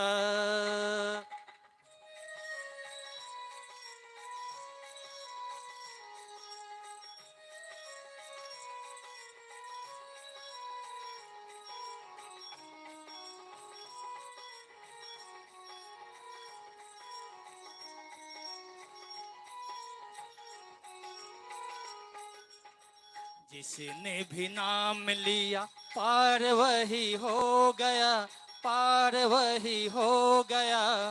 सुख धाम पाया उसने चरणों में खो गया, चरणों में खो गया।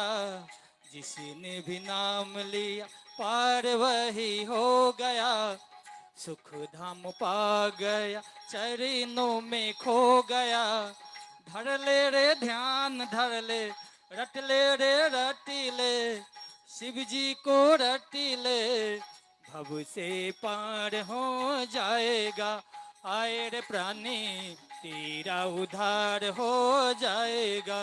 आए रे प्राणी तेरा उद्धार हो जाएगा।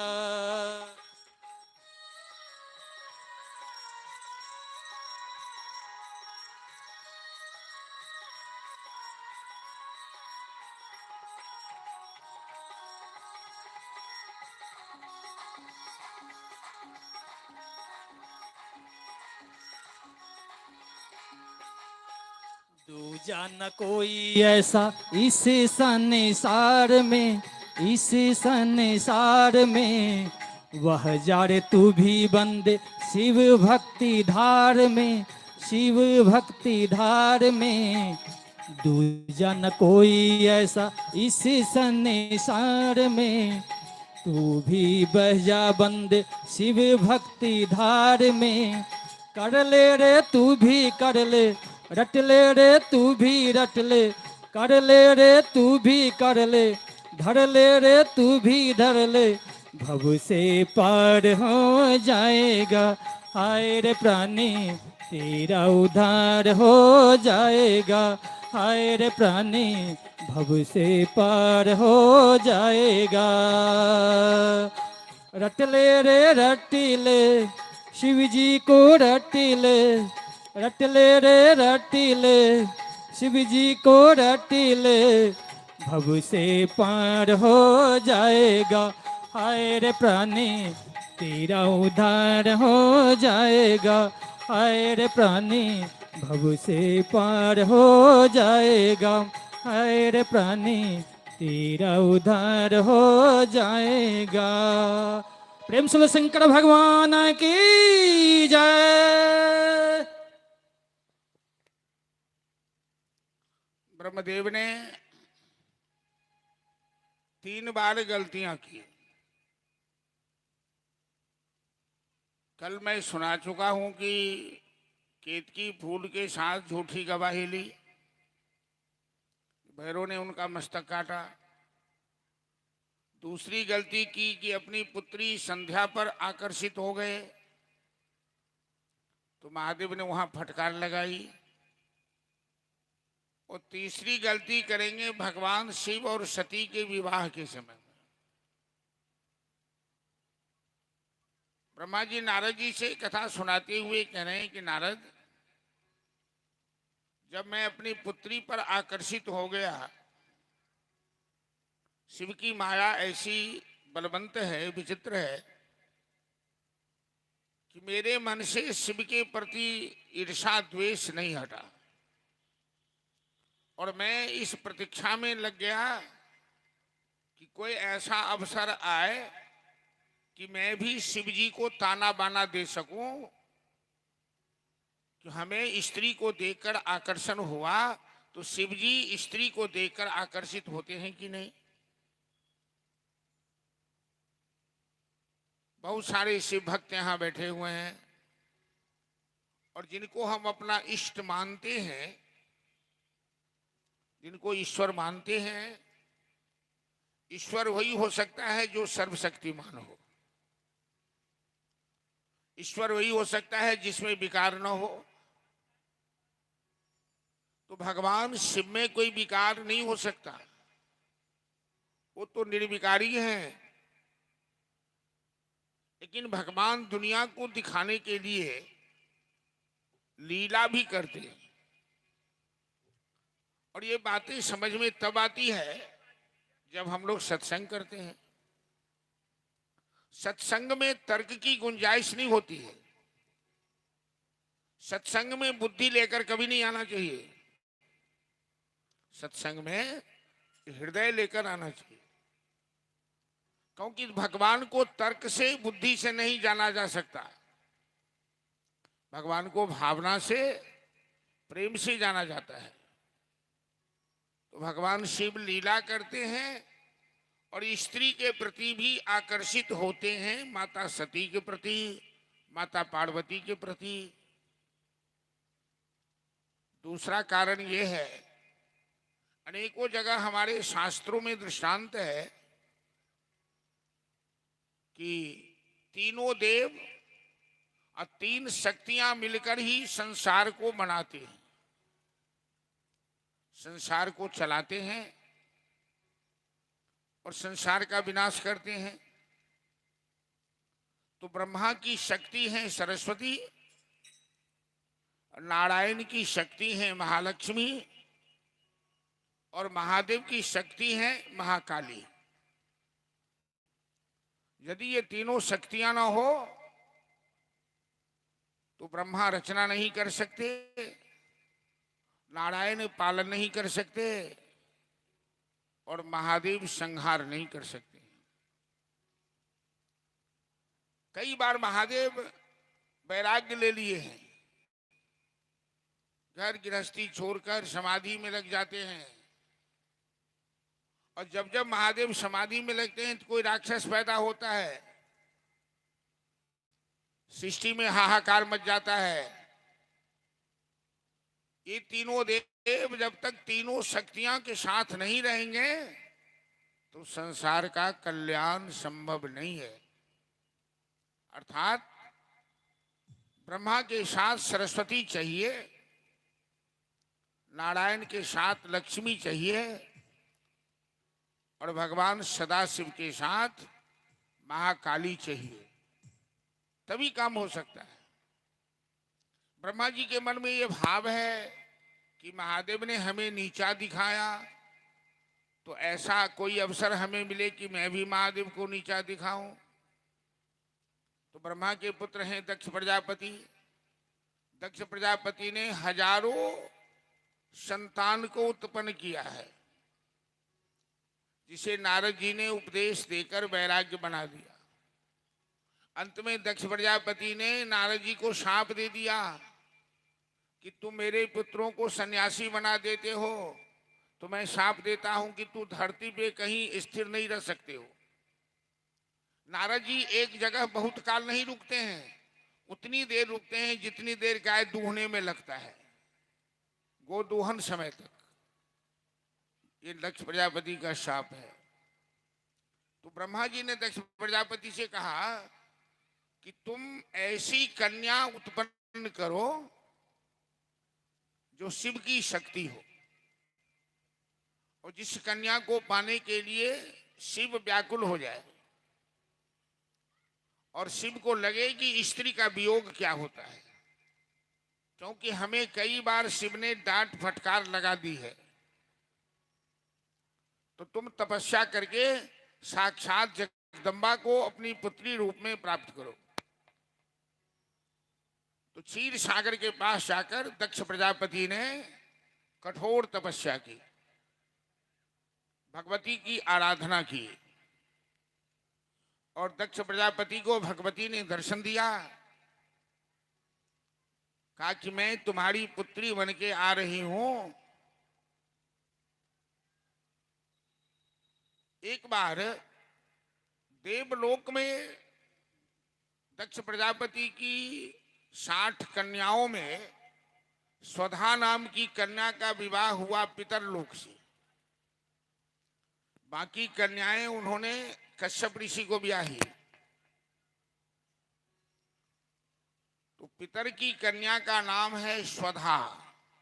जब हम लोग पिंड देते हैं तो उसमें स्वधा शब्द लगाते हैं, तस्मै स्वधा, तस्मै स्वधा।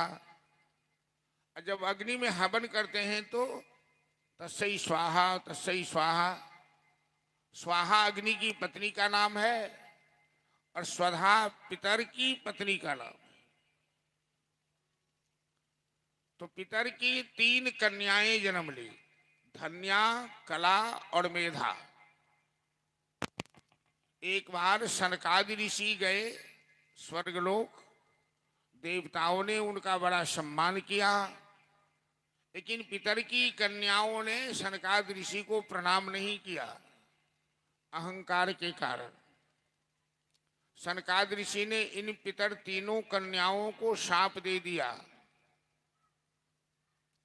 कि तुम्हें धरती पर जाना पड़ेगा और मानव की पुत्री बनना पड़ेगा।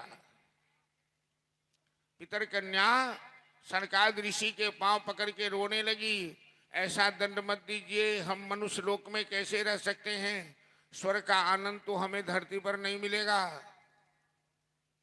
तो सनकाद ऋषि ने शाप में संशोधन करते हुए कहा कि तुम तीनों 3 देवियों को जन्म दोगी और देवियों को जन्म देकर तुम्हें उस शाप से मुक्ति मिल जाएगी।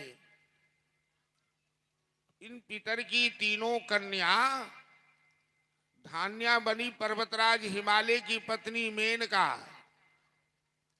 कला बनी जनक जी की पत्नी सुनैना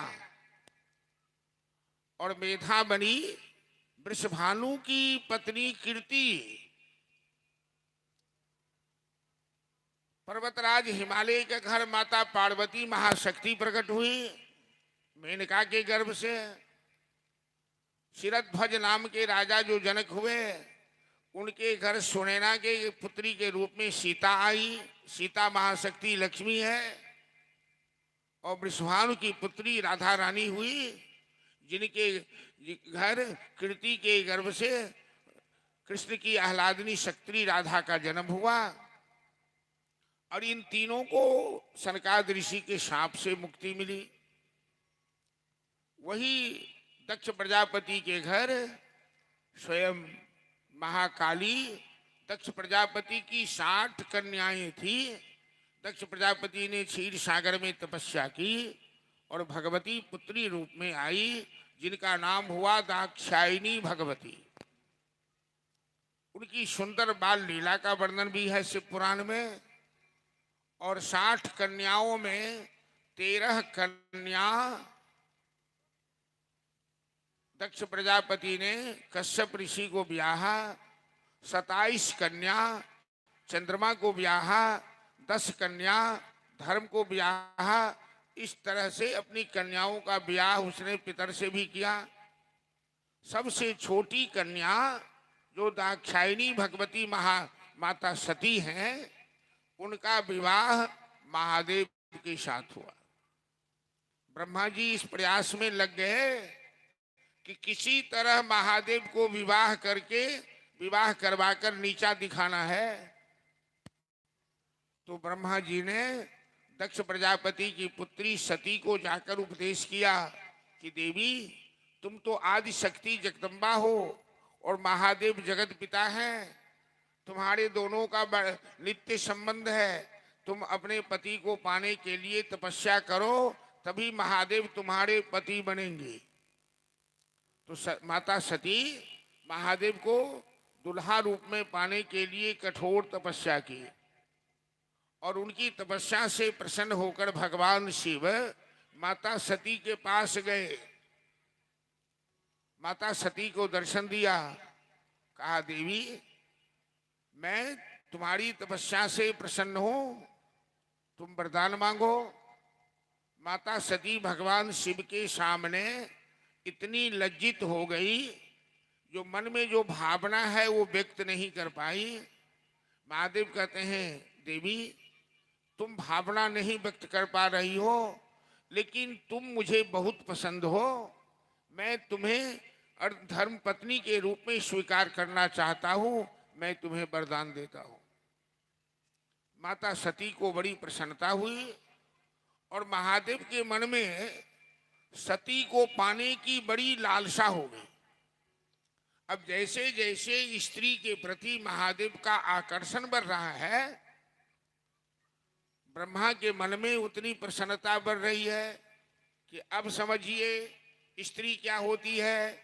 हम तो स्त्री को देखकर आकर्षित हुए तो आपने हमें दंड दिया, अब आप क्यों व्याकुल हैं पत्नी पाने के लिए।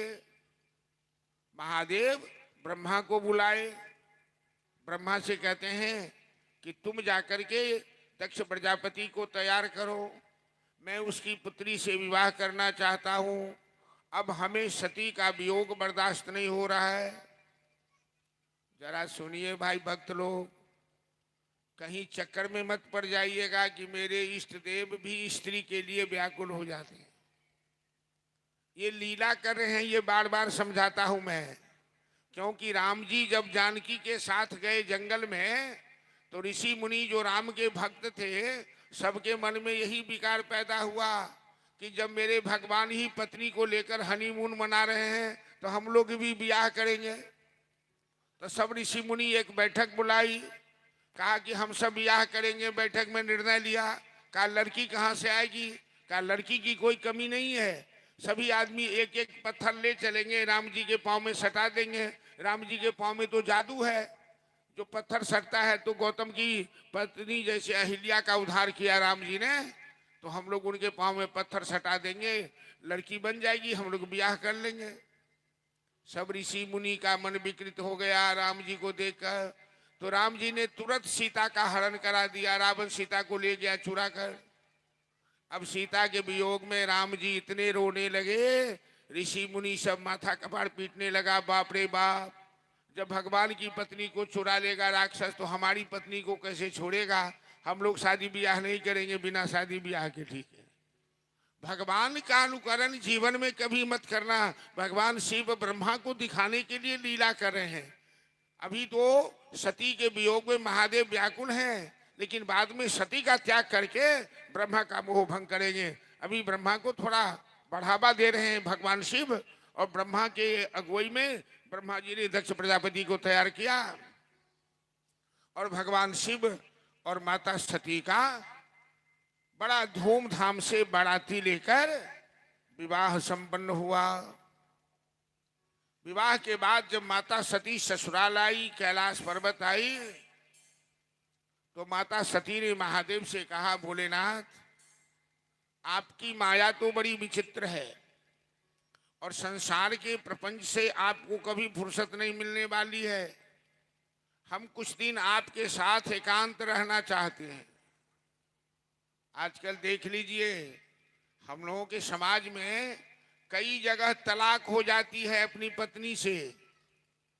खास करके डॉक्टर की पत्नी यदि डॉक्टर न हो तो तलाक तो हो ही जाती है, क्योंकि डॉक्टर साहब को या कंपनी फैक्ट्री चलाने वाले को पत्नी के पास समय देने के लिए समय नहीं होता है।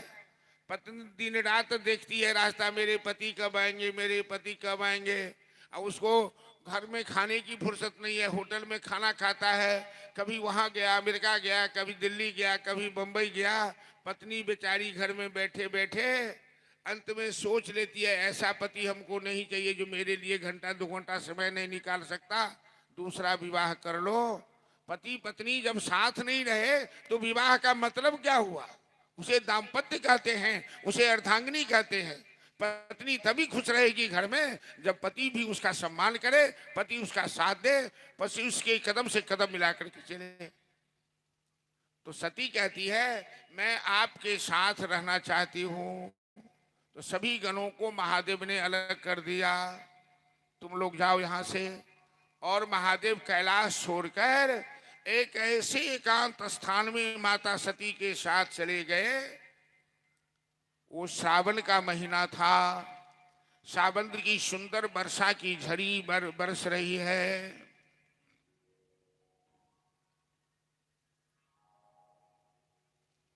सावन में झूला अपने देश में झूला होता है, और सावन में महादेव की पूजा घर घर होती है, महादेव का अभिषेक ज्यादा होता है।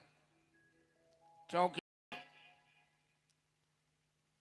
सावन महीना ही माता सती के साथ भगवान शिव ने पूरा सावन में विहार किया था। और सती कहती है, भोलेनाथ, ये काली घटा, ये बूंद की झड़ी, ये पर्वत की झरना, ये कोयल का कोकना, ये शीतल मंद सुगंध हवा बहना, मैं तो आपके साथ अति प्रसन्न हूँ। इस तरह से माता सती कहती हैं, और भोलेनाथ भी कहते हैं कि तुम्हारे बिना मैं अधूरा था, जब से तुम मेरे जीवन में आ गई हो मेरा जीवन भी पूर्ण हो गया। अर्थात भोलेनाथ दुनिया वाले को यह शिक्षा देना चाहते हैं कि गृहस्थी जीवन में पत्नी के बिना पति और पति के बिना पत्नी, इन दोनों का जीवन अधूरा है। ये दोनों एक दूसरे के पूरक हैं, तभी गृहस्थी जीवन संपन्न होती है। एक के बिना एक के जीवन में कष्ट होता है। माता सती ने हजारों वर्ष तक भोलेनाथ के साथ विहार किया। एक दिन अचानक सती के मन में, जबकि सती महादेव की गोद में बैठी हुई हैं, सती की आंख से आंसू बहने लगा। महादेव पूछते हैं कि देवी, तेरे आंख में आंसू क्यों, क्या हो गया? सती कहती हैं, भोलेनाथ, अचानक मेरे मन में वियोग आ गया है कि आप हमसे अलग हो गए हैं, आपने मेरा त्याग कर दिया है और मुझे शरीर जलाने की स्थिति आ गई है। यह बात सोचकर मैं आपसे अलग नहीं रह सकती हूँ। यही सोचकर, ऐसा क्यों हुआ? क्योंकि सती के जीवन में ये घटना घटने वाली है। सती और महादेव का वियोग होने वाला है। महादेव सती का त्याग करने वाले हैं और सती तो आदि शक्ति जगदम्बा है, उनको पहले आभास हो गया। फिर महादेव सती को तत्व ज्ञान का उपदेश देते हैं कि देवी, जीवन में सुख का अनुभव करना अनुचित नहीं है,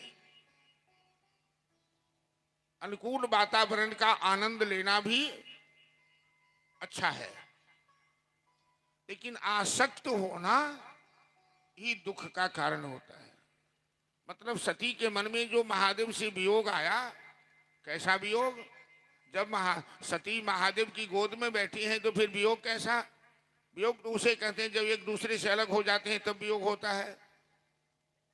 लेकिन यहाँ दुनिया को उपदेश देने के लिए सती ने ऐसा किया और महादेव सती को तत्व ज्ञान का उपदेश देते हुए कहते हैं कि देवी, किसी भी चीज में आसक्त होना दुख का कारण है। आशा ही परम दुखम, नैराश्यम परमम सुखम। जीवन में किसी से अधिक उम्मीद रखना, किसी चीज के प्रति आसक्त हो जाना, ये दुख का कारण है। और वस्तुतः हम लोग अपने जीवन में अनुभव करके देखें। आप सुख का अनुभव कीजिए, लेकिन दुख भी आपके जीवन में आ सकता है। क्षणारूर्ध्वं न जानामि विधाता किम करषति। एक क्षण के बाद क्या होगा ये कोई नहीं कह सकता है। तो आज आप बड़े मस्ती में हैं, आनंद में हैं, कल आपके जीवन में कष्ट हो सकता है, वियोग हो सकता है, जुदाई हो सकती है, कष्ट आ सकता है। ये साँझ उषा का आंगन, आलिंगन विरह मिलन का, चिरहास अश्रुमय आनंद है इस मानव जीवन का। कभी दुख, कभी सुख, कभी हास्य, कभी विनोद, ये जीवन का लक्षण है, ये जीवन का स्वरूप है, ये प्रकृति का धर्म है। आप जैसे सुख का आनंद ले रहे हो, वैसे दुख का आलिंगन करने के लिए भी तैयार हो, तब तो जीवन में कष्ट नहीं होगा। और यदि ये जीवन में केवल सुख ही चाहते हो तो सब दिन हो तन एक समाना, सब दिन होत न एक समाना। सब दिन होते न एक समाना, सवे दिन होते न एक समाना। सब दिन होत न एक समाना, सब दिन होत न एक समाना। सब दिन होते न एक समाना, सवे दिन होते न एक समाना।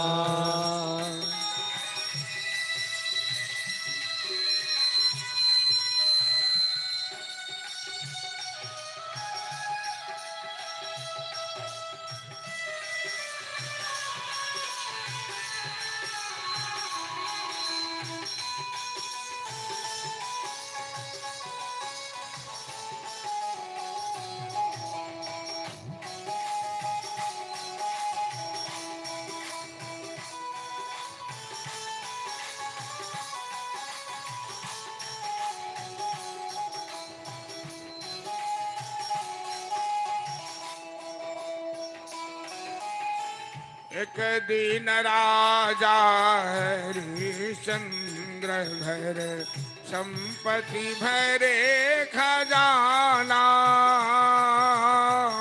एक दिन राजा राजा हरिश्चंद्र घर संपत्ति भरे खजाना। एक दिन जाए डोम घर सेवक। एक दिन जाए बके मर घट करे भसाना। सब दिन होत न एक समाना। सब दिन होते नए के समाना। सबे दिन होते नए के समाना। एक दिन दुल्हा बने राम जी पुष्पक चढ़े विमाना। एक दिन दुल्हा बने राम जी पुष्पक चढ़े विमाना। एक दिन सीता हरण भयो है। एक दिन सीता हरण भयो है। दशरथ त्यागल प्राणा। सब दिन होत न एक समान। सब दिन होते नए के समाना। सब दिन होते नए के समाना।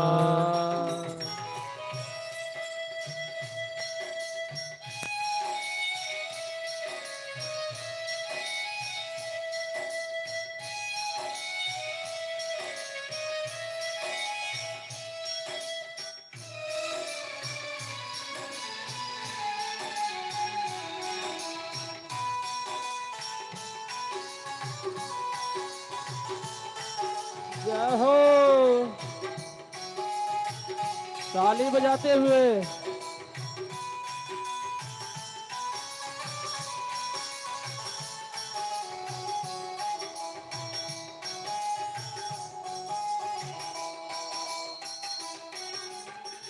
एक दिन अर्जुन महाभारत में लड़ते इंद्र समाना।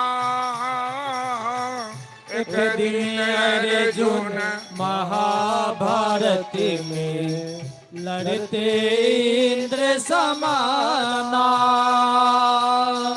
एक दिन भीलन लूट लियो है। एक दिन भीलन लूट लियो है। वही धनुषा वही बाना। सब जय जय होत न एक समाना। सब दिन होते नए के समाना। सब दिन होते नए के समाना। कहत कबीर सुनो भाई साधु यह पद है निर्वाणा। कहत कबीर सुनो भाई साधु यह पद है निर्वाणा। जो यही पद के अर्थ लगावे।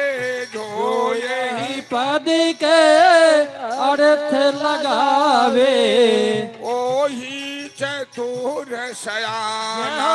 सब दिन होत न एक समाना। सब दिन होते नए के समाना। सब दिन होते नए के समाना। ओ सब दिन होत न एक समाना। सब दिन होत न एक समाना। सब दिन होते नए के समाना। सब दिन होते नए के समाना। हर हर महादेव। भक्तों जीवन एक समझौता है। यदि आप जीवन में समझौता करके नहीं चलिएगा तो आप सुखी नहीं रह सकते हैं। आज आप हर प्रकार से संपन्न हैं, कल गरीबी आ सकती है। आज आपको गरीबी है तो कल अमीरी आ सकती है। समाज में देख लीजिए, अपने अपने जीवन में देख लीजिए। हमारे जजमान जी आटा चक्की से शुरू किए यहाँ पर, अभी देखिए जो सब प्रकार से भगवान ठीक रखे हैं। कहने का मतलब है एक समान जिंदगी में नहीं रहेगा। अमीरी आए तो ज्यादा अहंकार मत कीजिए और गरीब को नीचा मत दिखाइए, क्योंकि कल आप भी गरीब थे। और गरीबी आए तो हीन भावना मत लाइए, क्योंकि आपसे भी ज्यादा गरीब कोई समाज में है। एक समान, कभी ठंडी है, कभी गर्मी है, कभी बुढ़ापा है, कभी जवानी है, कभी अमीरी है, कभी गरीबी है, कभी संयोग है तो कभी वियोग है। माता सती महादेव की गोद में रोने लगी तो महादेव ने उन्हें तत्व ज्ञान का उपदेश किया। कहा, देवी जीवन तो एक परिवर्तन है और हर परिवर्तन को स्वागत करना चाहिए। आज हम लोग साथ हैं, कल हो सकता महादेव तो अंतर्जामी है। महादेव तो जान रहे हैं कि सती का मैं त्याग करने वाला हूं और सती अपना शरीर जलाने वाली है। इसलिए अभी समझा दे रहे हैं कि जीवन में हर चीज का स्वागत करो, दुख आए तो भी, सुख आए तो भी। जब तक समझौता नहीं करोगे, समन्वय नहीं करोगे, मिला जुला के नहीं चलोगे, तब तक जीवन सुखी नहीं होगा। इस तरह से माता सती और भगवान शिव का सुंदर मंगलमय विहार सावन मास में हुआ, जो सावन शिव आराधना के लिए प्रशस्त माना जाता है। और आज हम, समय हो गया ना, कितना बजा? 6:15 बज गया। श्रोता लोग भी आ गए हैं, सवेरे 2-2:30 बजे से सब थक गए होंगे ना, तो कथा को यहीं विश्राम देना। कल सती का महादेव से वियोग, सत्संग की महिमा असली हम कल बतावेंगे कि महादेव अगस्त ऋषि के आश्रम में जाएंगे राम कथा सुनने के लिए, और सती राम कथा का अनादर करेगी और राम की परीक्षा लेगी। महादेव